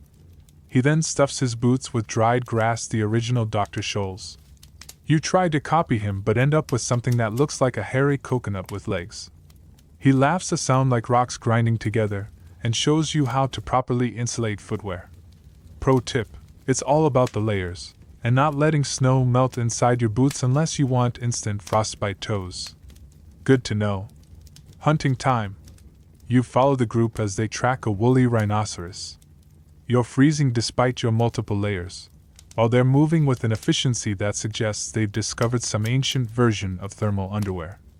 The real revelation comes when you see them use animal fat as sunscreen and moisturizer, slathering it on exposed skin to create a waterproof, windproof barrier. You try it, and immediately understand why modern cosmetics still use this trick. You also understand why bears always look so shiny. You're now greasier than a fast food fryer, but your face hasn't fallen off from frostbite, so win-win. Midday break involves something you never expected: a sauna. No, really. They've heated stones in the fire, carried them into a small enclosed space, and poured water on them to create steam. You strip down, carefully avoiding eye contact with anyone, and experience the bliss of artificial warmth in an ice age. The sudden plunge into snow afterward is less pleasant, but they assure you it's good for circulation. You're pretty sure they just enjoy watching newcomers scream like babies. The afternoon brings a lesson in architecture. You watch as they reinforce their shelter with mammoth bones and thick hides, creating a structure that's surprisingly windproof. They even dig a pit fire with a vent system, the original HVAC. You suggest adding windows for natural light, but the concept of voluntary holes in walls doesn't translate well. You settle for helping them patch a draft with what you hope isn't someone's leftover fur cloak. As evening approaches, you witness the preparation of what can only be described as hot stone soup. They heat rocks until they're glowing, then drop them into a water-filled animal stomach to boil it. The resulting stew contains suspiciously recognizable mammoth parts, but it's hot, and that's all that matters. You eat greedily, warming yourself from the inside out. Your ancestor pats your greasy hair approvingly. You've never felt more accepted, or more likely to spontaneously combust from body heat. Night 2 brings a new challenge: a blizzard. The group responds by burrowing into a snowdrift. Yes, burrowing. You protest until you realize how warm it is inside this snow cave. They explain that snow is actually a great insulator. Who knew? And that this is better than facing 40°C winds. You spend the night listening to the howling wind outside while being surprisingly cozy in your icy igloo. You make a mental note to thank Eskimos next time you meet one. Morning reveals the true genius of their location choice. This cave faces south, catching maximum sunlight while being sheltered from northern winds. They've essentially discovered passive solar architecture 20,000 years early. You nod appreciatively until you slip on a patch of ice and land face first in a pile of what you pray is mammoth droppings. Your ancestor laughs so hard he drops his stone knife. Some things never change. The day's big project is making better clothing. You watch as they meticulously sew hides together with sinew thread and bone needles. The attention to detail is impressive. Every seam is sealed with fat to make it waterproof. You attempt to help but manage to sew your sleeve to your leg. They gently take the tools away and suggest you supervise instead. You're pretty sure that's ancient people language for stop being useless. Lunch is another hot rock stew, this time with what looks like giant sloth. You're starting to recognize the subtle differences between prehistoric meats. Mammoth is stringy, bison is gamey, and giant sloth tastes suspiciously like chicken. Your ancestor teaches you to render fat for lamps, which will provide both light and heat. You're fascinated until you realize this means more late-night sewing sessions. Some advances in civilization come at a cost.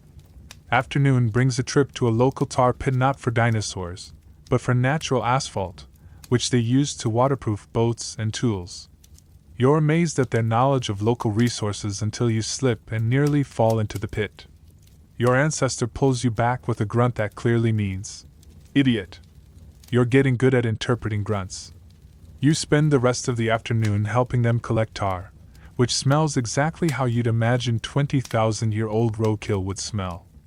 As night falls, you witness their most impressive adaptation yet, storytelling. Around the fire, they recount legends of hunts, share knowledge of animal behaviors, and pass down survival techniques. You realize this oral tradition is their most sophisticated technology, a way to preserve knowledge without writing. You listen, mesmerized, as they describe how to track animals in snow, which plants are edible, and how to predict weather changes. It's better than any survival show you've ever seen. Your last night in the Ice Age brings a snowstorm so fierce even the locals look concerned. They respond by creating a windbreak from mammoth bones and hides, then piling everyone inside. The storm howls outside while you're packed in tighter than sardines in a can. Someone passes around fermented berry juice, the first alcohol you've tasted in 20,000 years. It tastes like feet mixed with despair, but it warms you up. You fall asleep thinking that maybe, just maybe, you could survive this Ice Age thing. Probably not, but maybe. You wake up back in your modern bed, thermostat humming at a perfect 22°C. You're wrapped in your synthetic comforter, head on a memory foam pillow, and you've never felt so soft or so warm. But as you drift back to sleep, you can't help but smile, remembering your greasy, hairy, brilliant ancestors who figured out how not to become human popsicles using nothing but rocks, dead animals, and sheer stubbornness. Sweet dreams, and maybe turn down that thermostat a degree or two. Your great-great-great add 500 more greats grandparent would approve. Why was it so stressful to be Louis XIV barber? First, imagine holding scissors near the most powerful head in Europe while knowing that one wrong move could land you in the Bastille. Second, consider that this particular king treated his hair like a sacred relic and his mood swings like a weather forecast in hell. Now you're standing in the opulent halls of Versailles, disguised as a barber's apprentice. Lucky you. Your hands are sweating buckets as you watch the head barber, Monsieur Binet, prepare the royal styling tools. The room smells like a mix of lavender pomade and pure terror. You notice the king's current wig sitting on a stand. It's got more curls than a politician's promises and more glitter than a vampire's disco ball. Listen carefully, kid, Binet whispers, his voice shaking like a bowl of jelly. His Majesty has 3 sacred rules. 1. Never mention his receding hairline. 2. Never let him see his real hair. 3. If he sneezes during styling, pretend it's the most majestic sound you've ever heard. You gulp as Louis XIV struts in, wearing a bathrobe that probably costs more than your entire family tree. The king sits down with the grace of a sumo wrestler on a porcelain throne.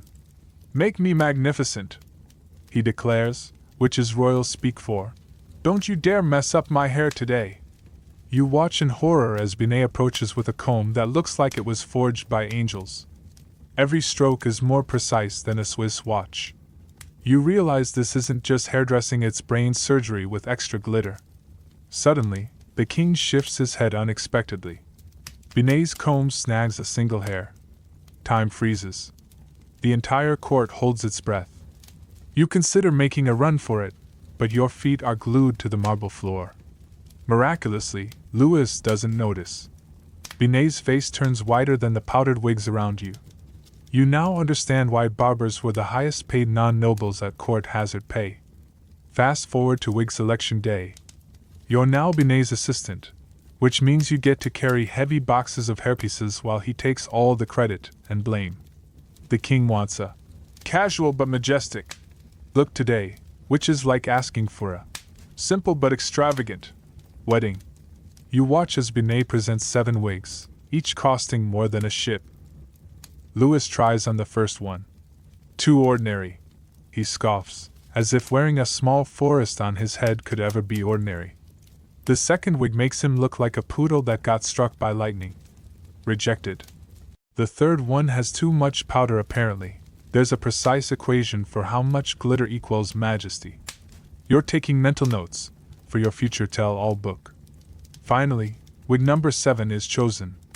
It's got enough volume to make a drag queen weep with envy. But as Binet positions it, a loose curl falls onto the king's forehead. The entire room gasps.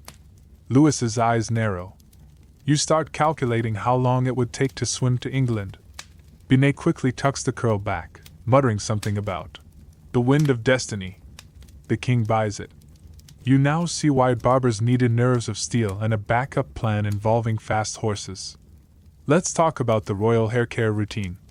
You're now in charge of washing the king's real hair, what's left of it, which happens about as often as a blue moon. The water has to be exactly 37.5 degrees Celsius any colder, and it's barbaric. Any hotter and it's treason. You use a special blend of rose water and egg whites, because apparently nothing says divine right like smelling like an omelet. As you gently massage his scalp, you notice the king's eyes are closed. Is he enjoying this? Falling asleep? Or plotting your execution if you pull a single hair wrong? You decide to hum softly a lullaby about stable monarchies and healthy hairlines. He seems to approve. You're starting to think this job might be survivable, as long as you never, ever look him directly in the eye while holding sharp objects. Now it's time for the daily powdering ritual. You're holding a massive puff that looks like a cloud on a stick. The powder is made from starch and scented with jasmine and costs more per gram than saffron. Your job is to distribute it evenly while the king moves his head like a bobblehead doll on a carriage ride. More volume on the left, he commands. You comply, trying not to sneeze as the powder fills your lungs. Less shine on the right. You adjust, wondering if there's a Nobel Prize for hairstyling. Make it say victory but with a hint of approachable god. You nod seriously while thinking. How the heck do hair say that? You now understand why barbers were part artist, part psychologist, and part escape artist. Picture this, it's 3 a.m., and you're jolted awake by a royal summons. The king has had a nightmare his wig was crooked in the dream. Now he needs emergency restyling. You stumble into his chambers, half asleep, to find him sitting upright in bed with a nightcap that probably has its own title of nobility. I require immediate magnificence, he declares, which is royal speak for fix my hair before I have you executed for sluggishness. You work by candlelight, your hands shaking from exhaustion and fear. The courtiers watch with the intensity of vultures at a buffet. One wrong move and you'll be tomorrow's gossip. You somehow manage to make him look like a sun god who just rolled out of bed, which is exactly what he wanted. You now see why barbers age faster than fine wine. Let's discuss the royal hair diary. Yes, you heard that right, every single hairstyle is documented like state secrets. You're now the official hair scribe, which means you sit in the corner sketching wigs while trying not to laugh at how seriously everyone takes this. Note the elevation of the curls, Binet instructs, and the precise angle of the sideburns. You draw dutifully, adding little thought bubbles like, does this make my king look fat? And, I wonder if peasants have this problem? The diary is kept under lock and key, because apparently, hair espionage is a real threat. You start to understand why France later had a revolution, all that pent-up frustration from bad hair days. Now it's time for the annual Hair Summit, where all the royal barbers gather to discuss trends. You're there as Benet's coffee boy, which is actually the most important job because everyone runs on caffeine and pure panic. The air is thick with hairspray and existential dread. The German courts are doing softer waves, announces one barber, sounding like a weatherman reporting on a hurricane. The English are going for more natural looks, says another, which gets a collective gasp from the room. Binet stands up and declares, France will always lead in structured grandeur. Everyone cheers, though you notice several barbers secretly taking notes on the English styles. You realize that international relations are really just a big hair competition. Imagine this scene: you're backstage at a royal ballet, holding 3 emergency wigs because the king might want a quick change between acts. The dancers are sweating, the audience is waiting, and Louis is in a foul mood because his current wig is too democratic. Binet is frantically styling wig number 2 when the king suddenly decides he hates it. "Bring me the one with the eagle feathers," he demands. You scramble to find it, tripping over a bucket of hairpins. The orchestra starts playing the overture, but the king refuses to go on stage until his hair says, "I own this country and also have excellent taste in birds." You finally get it right, and he strides out like a peacock who just won the lottery. You collapse in exhaustion, dreaming of a simple life as a farmer who never has to think about hair volume again. Let's talk about the royal hair inventory. You're now in charge of counting and cataloging every single wig, hairpiece, and decorative comb. The collection is vast enough to equip a small army of very fancy people. Each item has its own name, like the Conqueror's Curl, or the Sun God's Sweep. You're meticulously polishing a comb called the Sovereign's Separation, when you notice a tiny chip in the handle. Your blood runs cold. This is a crisis of epic proportions. You spend the next 3 hours trying to fix it with gold leaf and prayer. When Binet inspects it, he nods approvingly. "Good save," he mutters. "Last month's barber was executed for less."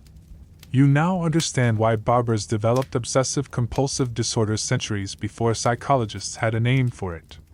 Picture this: it's state visit day, and the King of Spain is coming. Louis wants a hairstyle that says, "I'm richer than you but also very cultured." You and Binet have created a masterpiece with enough curls to solve the global energy crisis if they could be harnessed.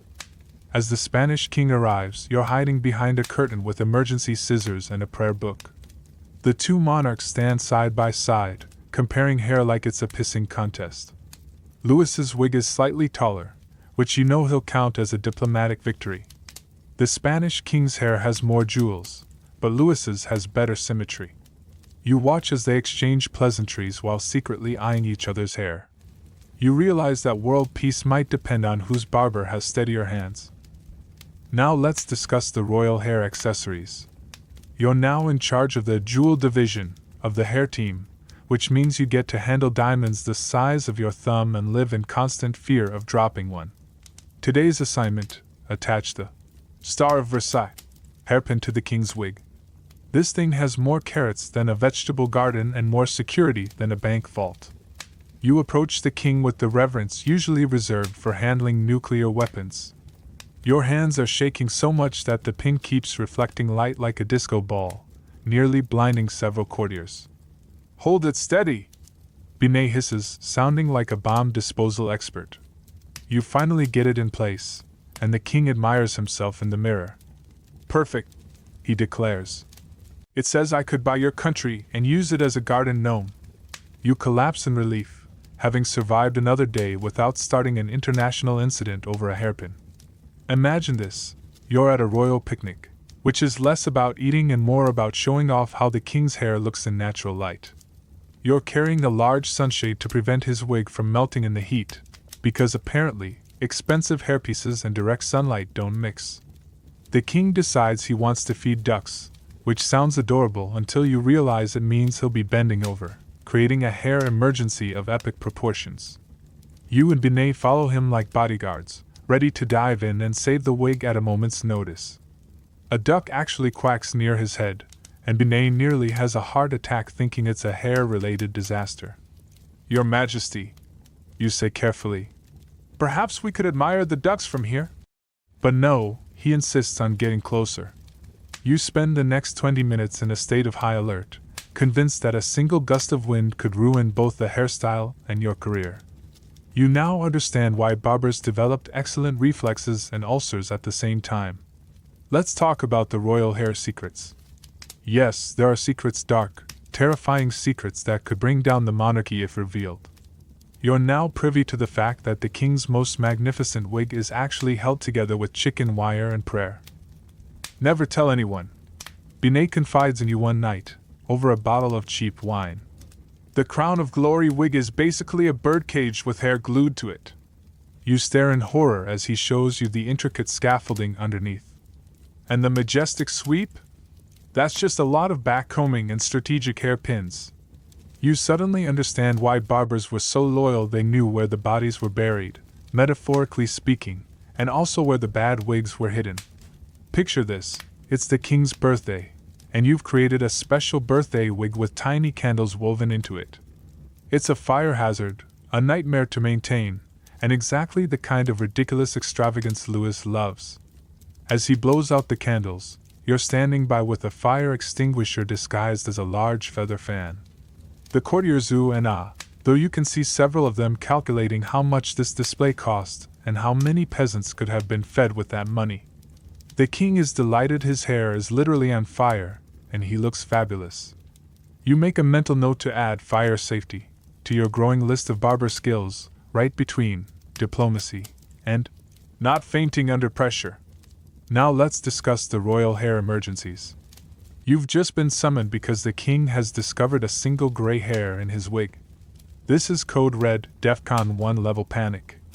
The entire court is in lockdown while you and Binet work under a magnifying glass to remove the offending hair.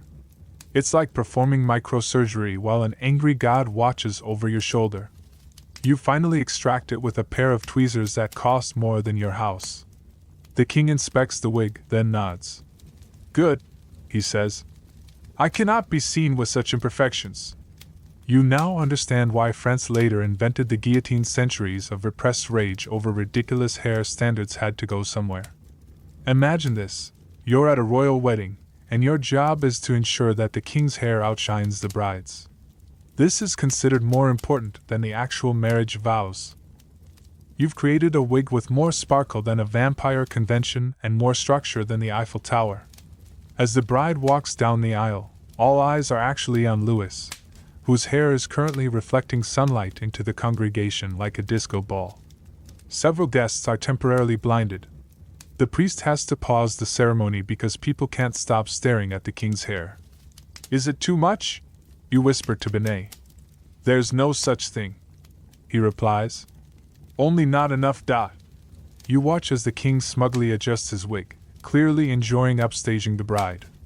You now understand why barbers were secretly the most powerful people at court. They controlled the most important visual symbol of the monarchy. Finally, let's talk about retirement. You've somehow survived 10 years as Louis XIV barber, which makes you a legend in your own time. Binet has retired to a quiet country estate where he never has to think about hair again, and now you're the head barber. Your hands are steady, your nerves are steel, and you've developed a sixth sense for royal moods.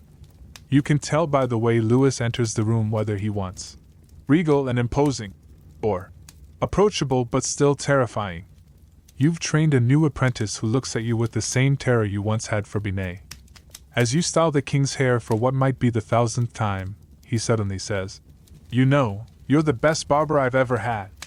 You nearly faint from shock. "Your Majesty is too kind," you manage to reply. He nods. "No, really. My hair has never been more kingly." You realize this is the highest praise you'll ever receive, and also the most ridiculous. You now understand why some barbers stayed in this job for life. The absurdity becomes addictive, and the thrill of surviving another day is better than any drug. As you finish the final touches on his wig, you allow yourself a small, private smile. You've made it. You're the Sun King's hair confidant, the keeper of curls, the master of magnificent coiffures. It's a ridiculous job, but someone's got to do it. And honestly, after all these years, you wouldn't have it any other way. Well, maybe with less threat of execution, but that's just details. Now, if you'll excuse me, I think the king needs emergency restyling. He just sneezed, and we all know what that means for the hair. Back to work. When did people start wearing underwear? First, please check what you're wearing under your pants right now. Congratulations, you're participating in one of humanity's most awkward yet essential evolutionary upgrades. But way back when, your ancestors were either proudly airing things out or desperately improvising with whatever wouldn't chafe too badly. Now you're zipping back to prehistoric times. Yes, that's your hairy cousin right there, about to go hunting. You lean in curiously to inspect his underwear situation. And surprise! He's just free-balling it in a loincloth that's basically a leather flap flapping in the wind. You gasp, but he doesn't care. He's too busy chasing a mammoth. Let me whisper a secret. Early underwear came in 3 flavors: animal skin minimalist chafe edition, woven grass nature's exfoliant, or absolutely nothing the breathable option. Watching him sprint with zero support, you suddenly realize every modern jockstrap commercial should start with a cave painting. Zoom forward to ancient Egypt, and congratulations, you're now a slave. Don't get excited. Your underwear is a simple linen shanty tied around your waist, which feels like wearing a tea towel. But hey, at least it's something. You peek at the pharaoh nearby, whose gold-trimmed shanty looks fancy until you realize it's just a status symbol, still zero actual coverage. Meanwhile, the pyramid builders are sweating in theirs, and you suddenly understand why so many tomb paintings show people with pained expressions. Welcome to the Roman Empire. You're now a gladiator. Try not to die. Your subligaculum, a tight linen wrap, feels like a medieval diaper, but at least it keeps your assets secure during sword fights. You watch a senator stroll by in his fancy wool version, and it hits you, even back then, underwear was about class. The rich got softer fabric. You got something that might double as a bandage if stabbed. As you adjust your scratchy wrap, you wonder if Spartacus' rebellion started because of wedgies. Medieval Europe here.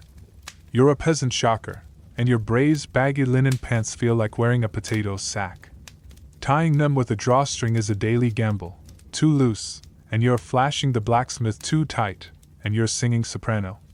You glimpse a knight's armor and realize his chain mail probably offers better support than your brays. Suddenly, the Crusades make more sense. Maybe they were just searching for comfortable underwear. Renaissance Florence. You're an artist's model. Brace yourself. Your codpiece, a padded, exaggerated pouch, feels like wearing a decorative pillow over your junk. You strike a pose, trying to look dignified while feeling ridiculous. Nearby, Leonardo da Vinci sketches, and you pray he doesn't label this the anatomy of a wedgie. You realize then, underwear had officially become fashion, and humanity had officially lost its mind. Victorian England. You're a gentleman finally, some class. Your union suit, a one-piece garment with buttons everywhere, feels like wearing a tent. It's itchy hot, and takes 20 minutes to put on. You overhear ladies gossiping about their corsets and bloomers, and suddenly, you're grateful for your tent suit. As you sweat through a tea party, you understand why the British Empire expanded. Maybe they were all just trying to escape their underwear. 1920s America. You're a flapper. Work it, honey. Your step and panty, silk and scandalously short, feel revolutionary. You dance to Charleston, thrilled by the freedom, until you realize they're basically just a fancy diaper. Across the room, a guy adjusts his boxer shorts, newly invented, and you spot the future. Underwear would never be boring again. As you twirl, you thank the heavens for elastic. Finally, no more drawstring disasters. Modern day. You're back in your comfy briefs, boxers, thawing, no judgment. You appreciate the soft fabric, the stretch, the fact that you're not tying a leather flap to your leg. You realize underwear went from prevent chafe to express yourself, and that's wild. As you drift off, you smirk. Humanity spent thousands of years perfecting something nobody's supposed to see. And honestly, that's the most relatable part of history. Sleep tight and maybe thank your underwear tonight. Who was the unluckiest knight in medieval history? Let's just say if bad luck were a superpower, this guy would have been the avengers of misfortune. Buckle up, Buttercup, you're about to experience a life where even the universe seems to be playing a prank on you. Now imagine you're standing in a muddy field in 14th century France. Your name is Sir Jacques de Lacy, and you're about to embark on what should be the proudest day of your life, your first jousting tournament. You've spent months polishing your armor, which still smells faintly of your squire's questionable hygiene, and your horse, Boudica, looks magnificent if you ignore the fact she keeps trying to eat your helmet. As you mount up, you overhear the herald announcing your name, except he calls you Sir Jacques de Lacy, missing the because he's partially deaf and misread the invitation. Well, that's a minor embarrassment, but nothing compared to what's coming.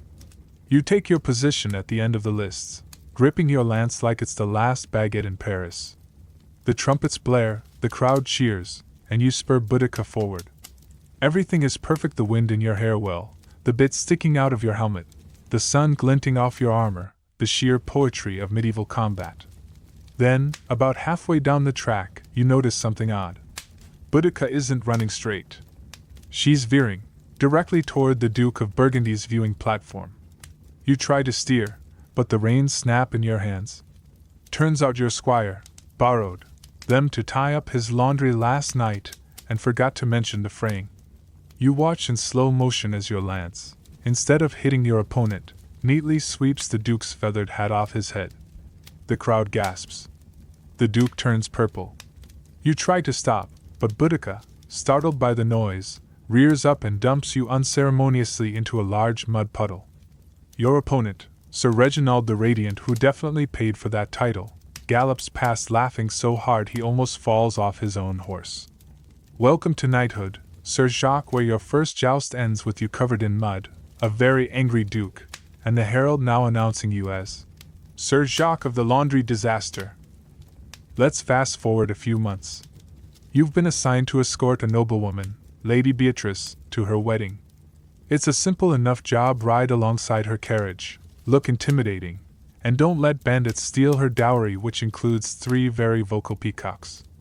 You're feeling confident. You've got new reins. Boudica has been on a diet mostly, and you've practiced your most menacing scowl in the mirror.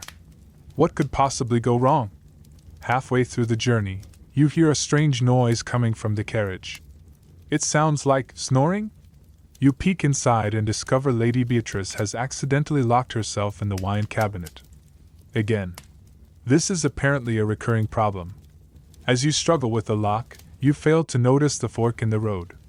The carriage driver, who is legally blind and navigating by smell, takes the path leading directly into the neighboring Lord's annual Pig Wrestling Championship.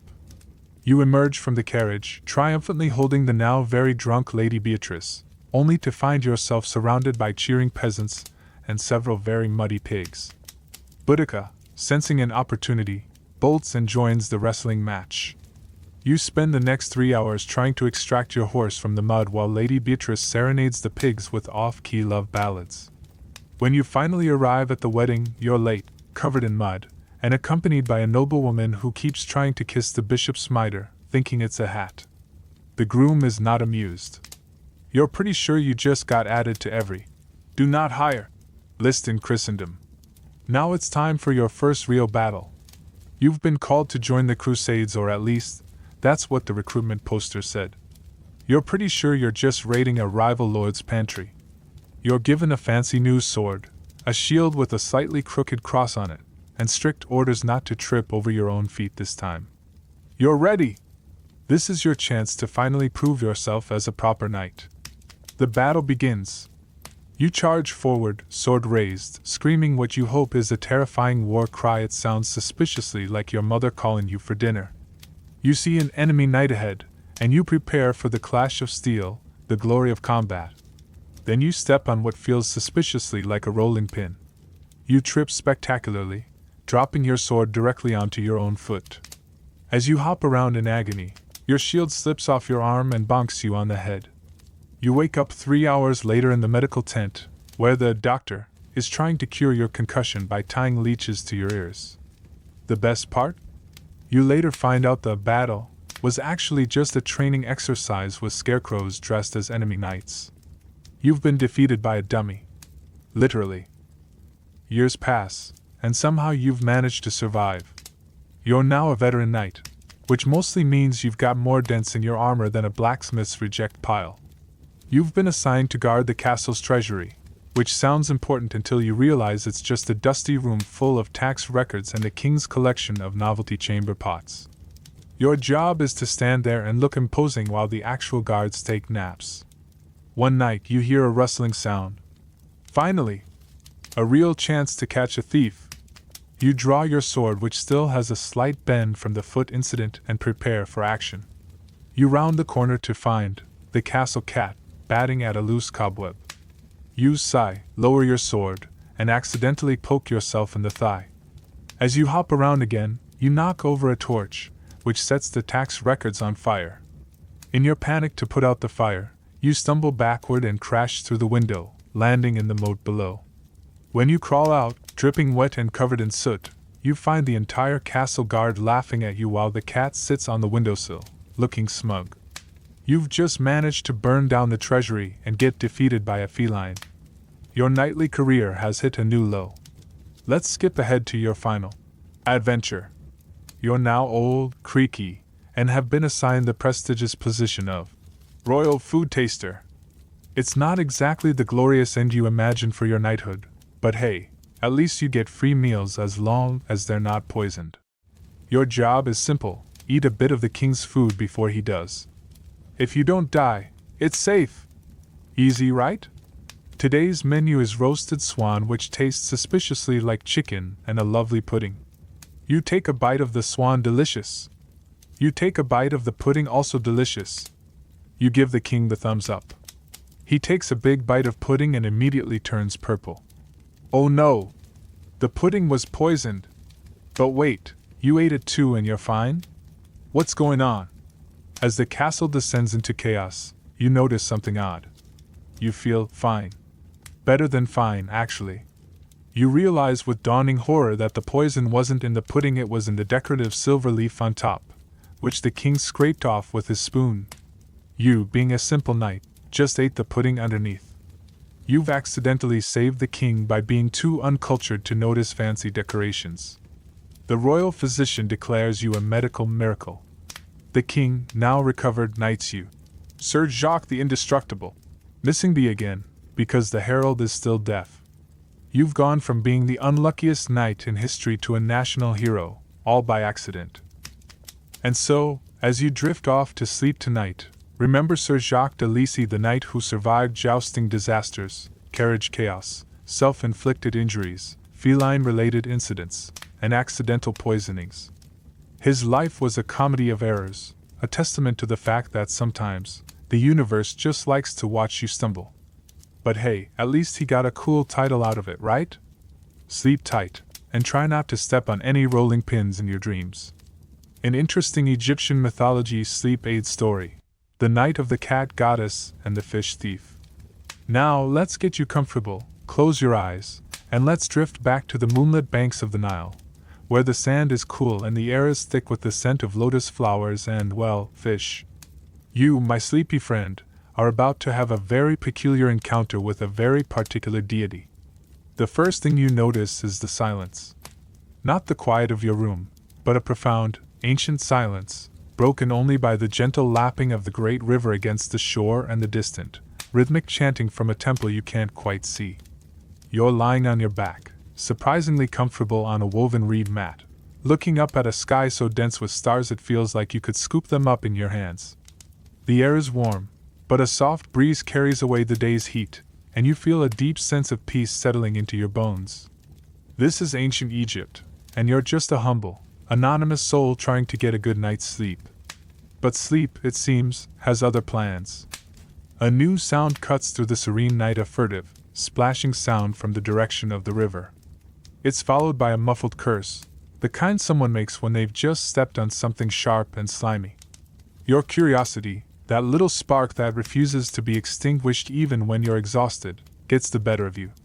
You sit up, the reed mat rustling softly beneath you, and squint into the darkness near the water's edge. There, silhouetted against the shimmering surface of the Nile, is a figure. He's a small, wiry man, and he's desperately trying to wrestle a large, wriggling fish into a sack. He's having a terrible time. The fish, for its part, seems to be winning this particular battle, flopping with such vigor that the man is practically doing a clumsy, frustrated dance on the muddy bank. You can't help but let out a soft chuckle. This guy is, without a doubt, the world's worst fish thief. He's more of a fish botherer. Suddenly, the man freezes. His head snaps up, and he stares into the darkness beyond you, his eyes wide with a terror that has nothing to do with the angry fish. You follow his gaze, and that's when you see her. A cat. But not just any cat. She is sitting primly on a low, sandstone wall, her form elegant and poised, even in the dim light. Her fur is the color of polished obsidian, and her eyes are two glowing, luminous pools of liquid gold, fixed unblinkingly on the would-be thief. There's an aura of immense, quiet power around her that makes the hair on your arms stand up. You know, with a certainty that settles deep in your soul, that this is no ordinary feline. This is Batet, the cat goddess herself, protector of the home, bringer of joy, and, as this fish thief is about to find out, a stern enforcer of the rules. The fish thief seems to realize this too. He drops the fish, which gives a triumphant flick of its tail and disappears back into the Nile with a plop. The man looks from the empty sack in his hand to the goddess, his mind clearly racing through a list of increasingly poor life choices that have led him to this exact moment. He offers her a weak, greasy smile that doesn't reach his eyes. Just borrowing it, Your Holiness," he stammers, his voice cracking. "I was going to bring it right back. With interest." Badet doesn't move. She doesn't even twitch her whiskers. She just continues to stare at him with those unnerving golden eyes.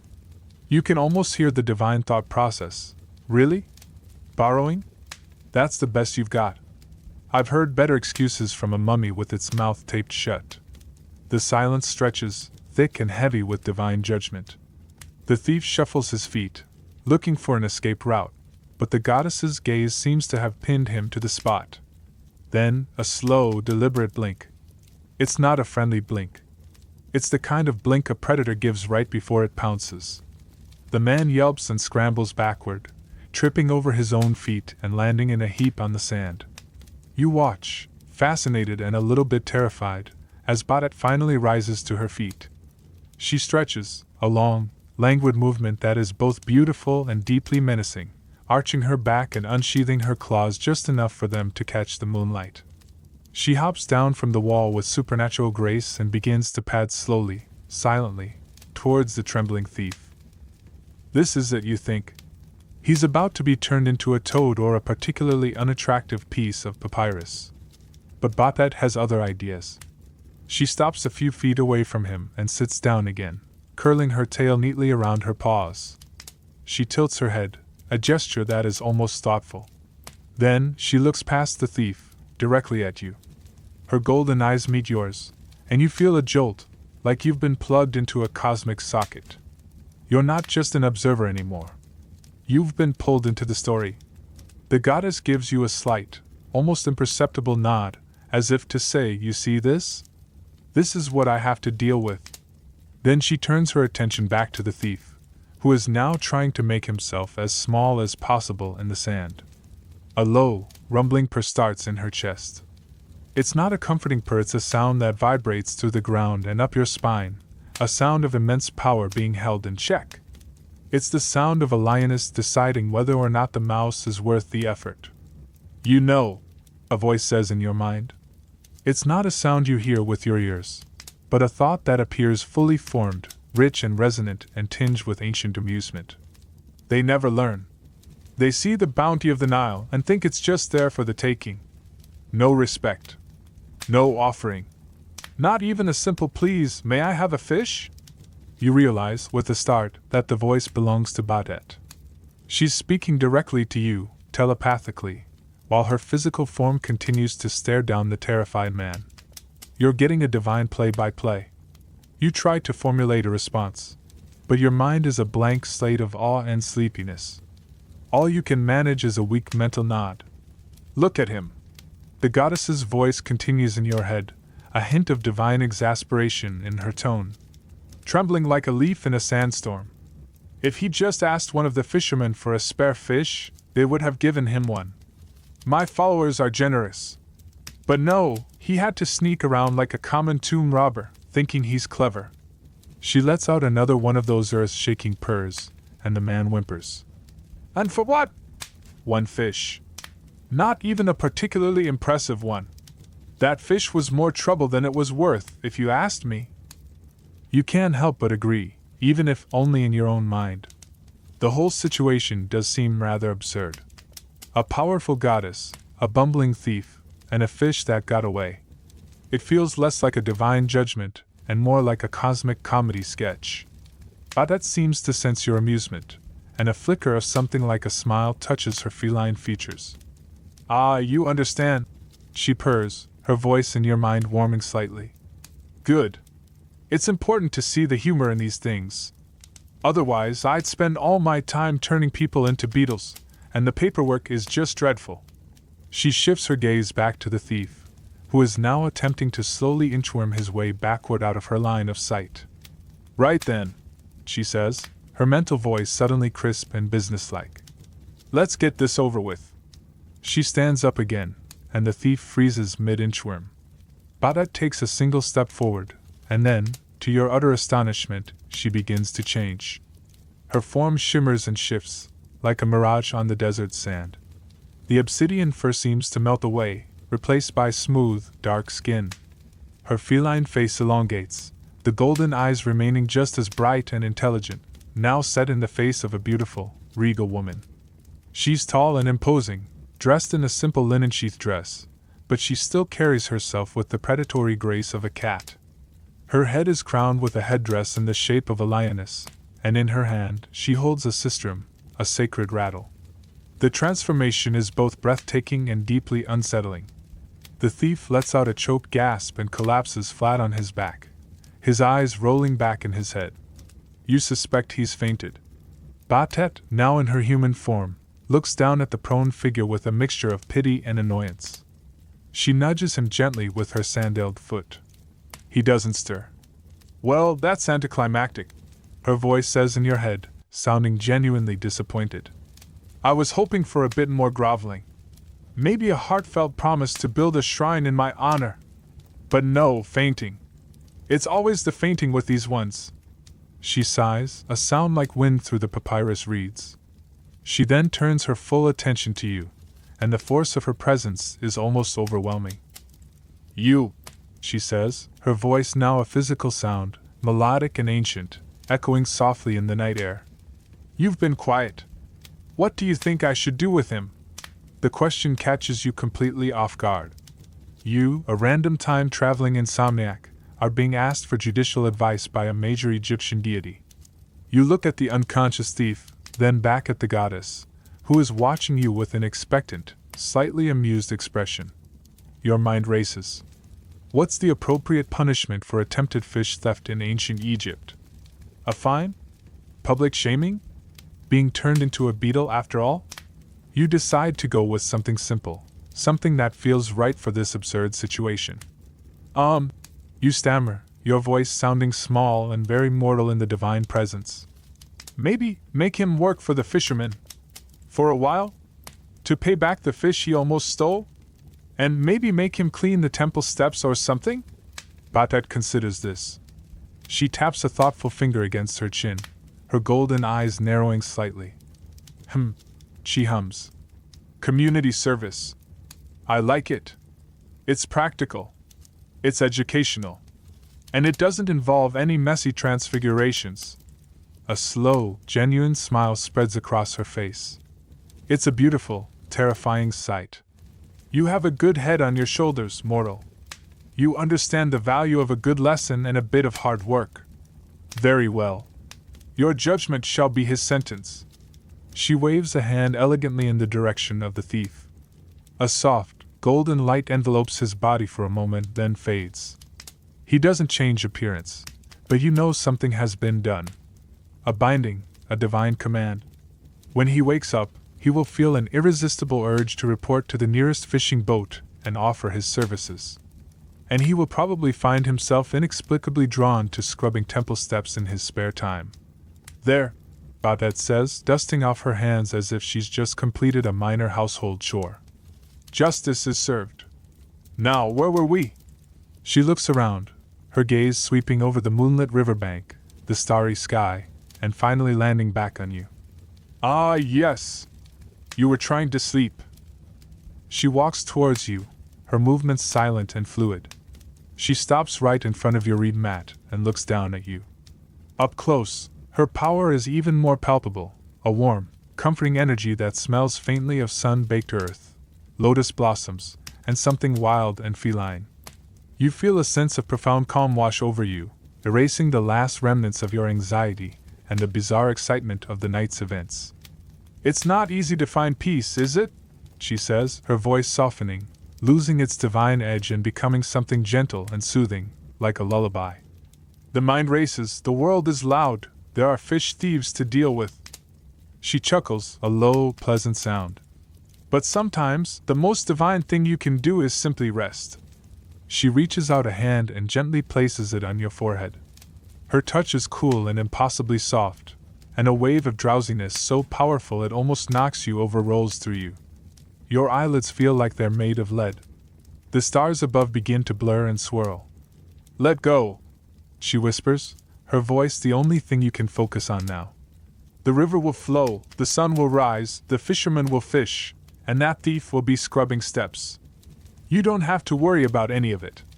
Your only job right now is to sink into this mat, to feel the cool sand beneath you, to listen to the water, and to sleep. Her voice is a hypnotic spell, weaving through your mind, untangling the knots of the day. The image of the bumbling thief, the powerful goddess, the shimmering Nile, all of it starts to fade, dissolving into a warm, comfortable darkness. You can feel her presence, a warm, protective weight beside you, like a giant, celestial cat curling up to guard your dreams.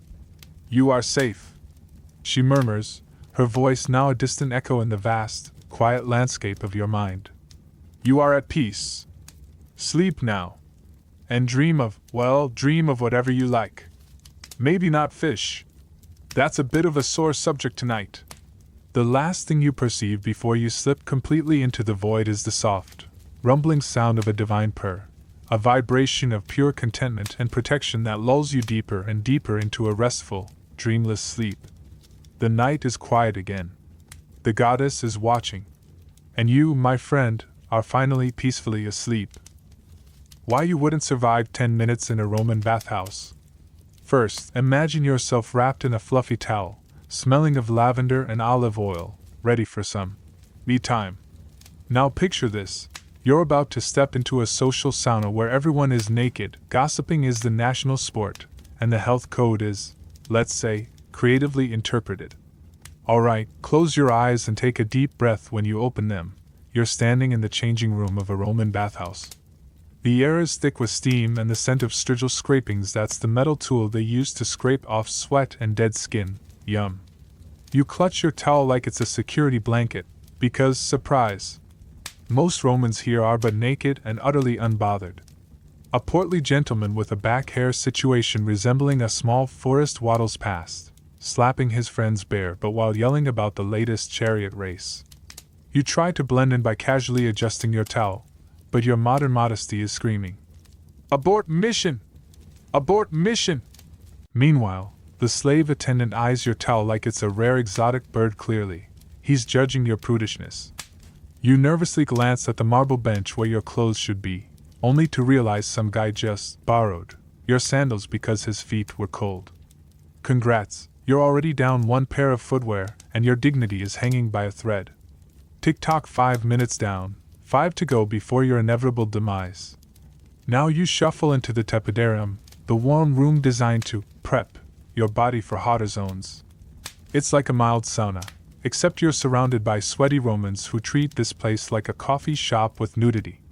You spot a group of philosophers debating politics while their jiggly bits glisten under the dim light. One of them gestures wildly, nearly smacking you with his elbow. "Sorry, friend. he booms, his belly jiggling like a pudding. You force a smile, backing away slowly, only to trip over a discarded strigil. As you stumble, your towel slips just a little and the entire room falls silent. A senator with a comb over that defies gravity squints at you. "New here?" he asks, his tone dripping with sarcasm. You nod, wishing the floor would swallow you whole. Suddenly, a muscular guy with a laurel wreath on his head challenges you to a wrestling match. "It's tradition," he insists, flexing. Your modern brain screams. "This is sexual harassment." But in Rome, it's just Tuesday. You decline, muttering something about pulling a hamstring, and he looks at you like you've just insulted his mother's olive oil recipe. Time check, 7 minutes in, and you've already made enemies with a wannabe gladiator. You flee to the caldarium, the hot room, where the air feels like a wet blanket and the marble benches are scorching. Your feet sizzle as you hop from one spot to another, doing a frantic, ouch, dance. A nearby slave offers to anoint you with oil, and you're like, no thanks, I'm good. But he's already pouring it over your shoulders before you can protest. Now you're greasier than a pizza slice, and the oil mixes with your sweat, creating a slippery mess. You try to sit down, but your bare ass slides right off the bench, landing you in a heap on the floor. The crowd laughs because, of course, they do. A matron with gold earrings the size of doorknobs snickers. "Must be a barbarian," you want to retort. "At least I don't smell like a goat." But your throat is too dry. You reach for the water fountain, only to realize it's not water, it's diluted wine, because Romans hydrate like it's a frat party. You take a sip and immediately regret it. It tastes like vinegar and regret. Time check, 8 minutes in, and you're dehydrated, humiliated, and coated in a layer of oil that could fry an egg. Desperate to escape, you bolt for the frigidarium, the cold plunge pool. You dive in without thinking, because hey, cold water feels good after a sauna, right? Wrong. The shock hits you like a truck, your body goes rigid, and you gasp, inhaling a mouthful of chlorinated, well, not really, but close enough water. You flail around like a dying fish while Romans around you lounge serenely, their nipples probably as hard as diamonds. A kid points at you and says, "Look, mother! That man can't handle the cold." His mother pats his head and replies, "That's why we bathe here, dear, to build character." You want to yell, "I have plenty of character, thanks," but you're too busy shivering. You crawl out of the pool, your teeth chattering, and notice everyone staring at your shriveled, prune-like skin. A slave offers you a towel, but it's the same one you lost earlier, now damp and suspiciously sticky. You decline, opting to air dry instead, which is a terrible idea because now you're just a cold, greasy, naked mess. Time check, 9 minutes in, and you're one step away from hypothermia and a breakdown. Finally, you make a break for the exit, but not before the bathhouse manager, a guy with a clipboard and a toga, stops you. "You haven't paid the exit fee," he says, holding out his hand. You panic because you have no money. Remember, your sandals were stolen, and your wallet is probably being used as a sponge by now. You try to explain, but he cuts you off. "No money? No problem. You can work it off scrubbing backs in the caldarium." Your soul leaves your body at that exact moment. You look around for a way out, but the only escape is through the main entrance, where a group of rowdy legionaries are now arm wrestling naked. One of them notices you and yells, "Hey! New guy! Wanna join?" You shake your head, muttering, "I'd rather fight a lion." But he takes it as a challenge. Before you know it, you're being dragged into an impromptu wrestling match, your slippery oil-coated body no match for his grip. He pins you in 3 seconds flat, and the crowd cheers. You lie there, defeated, as the manager sighs and says, "Fine, you can go. But don't come back." You stumble out of the bathhouse, covered in oil, sweat, and shame, your dignity left behind like a lost sandal. Time check, 10 minutes on the dot. And just like that, you've survived barely. But let's be real, you never make it past the front door again.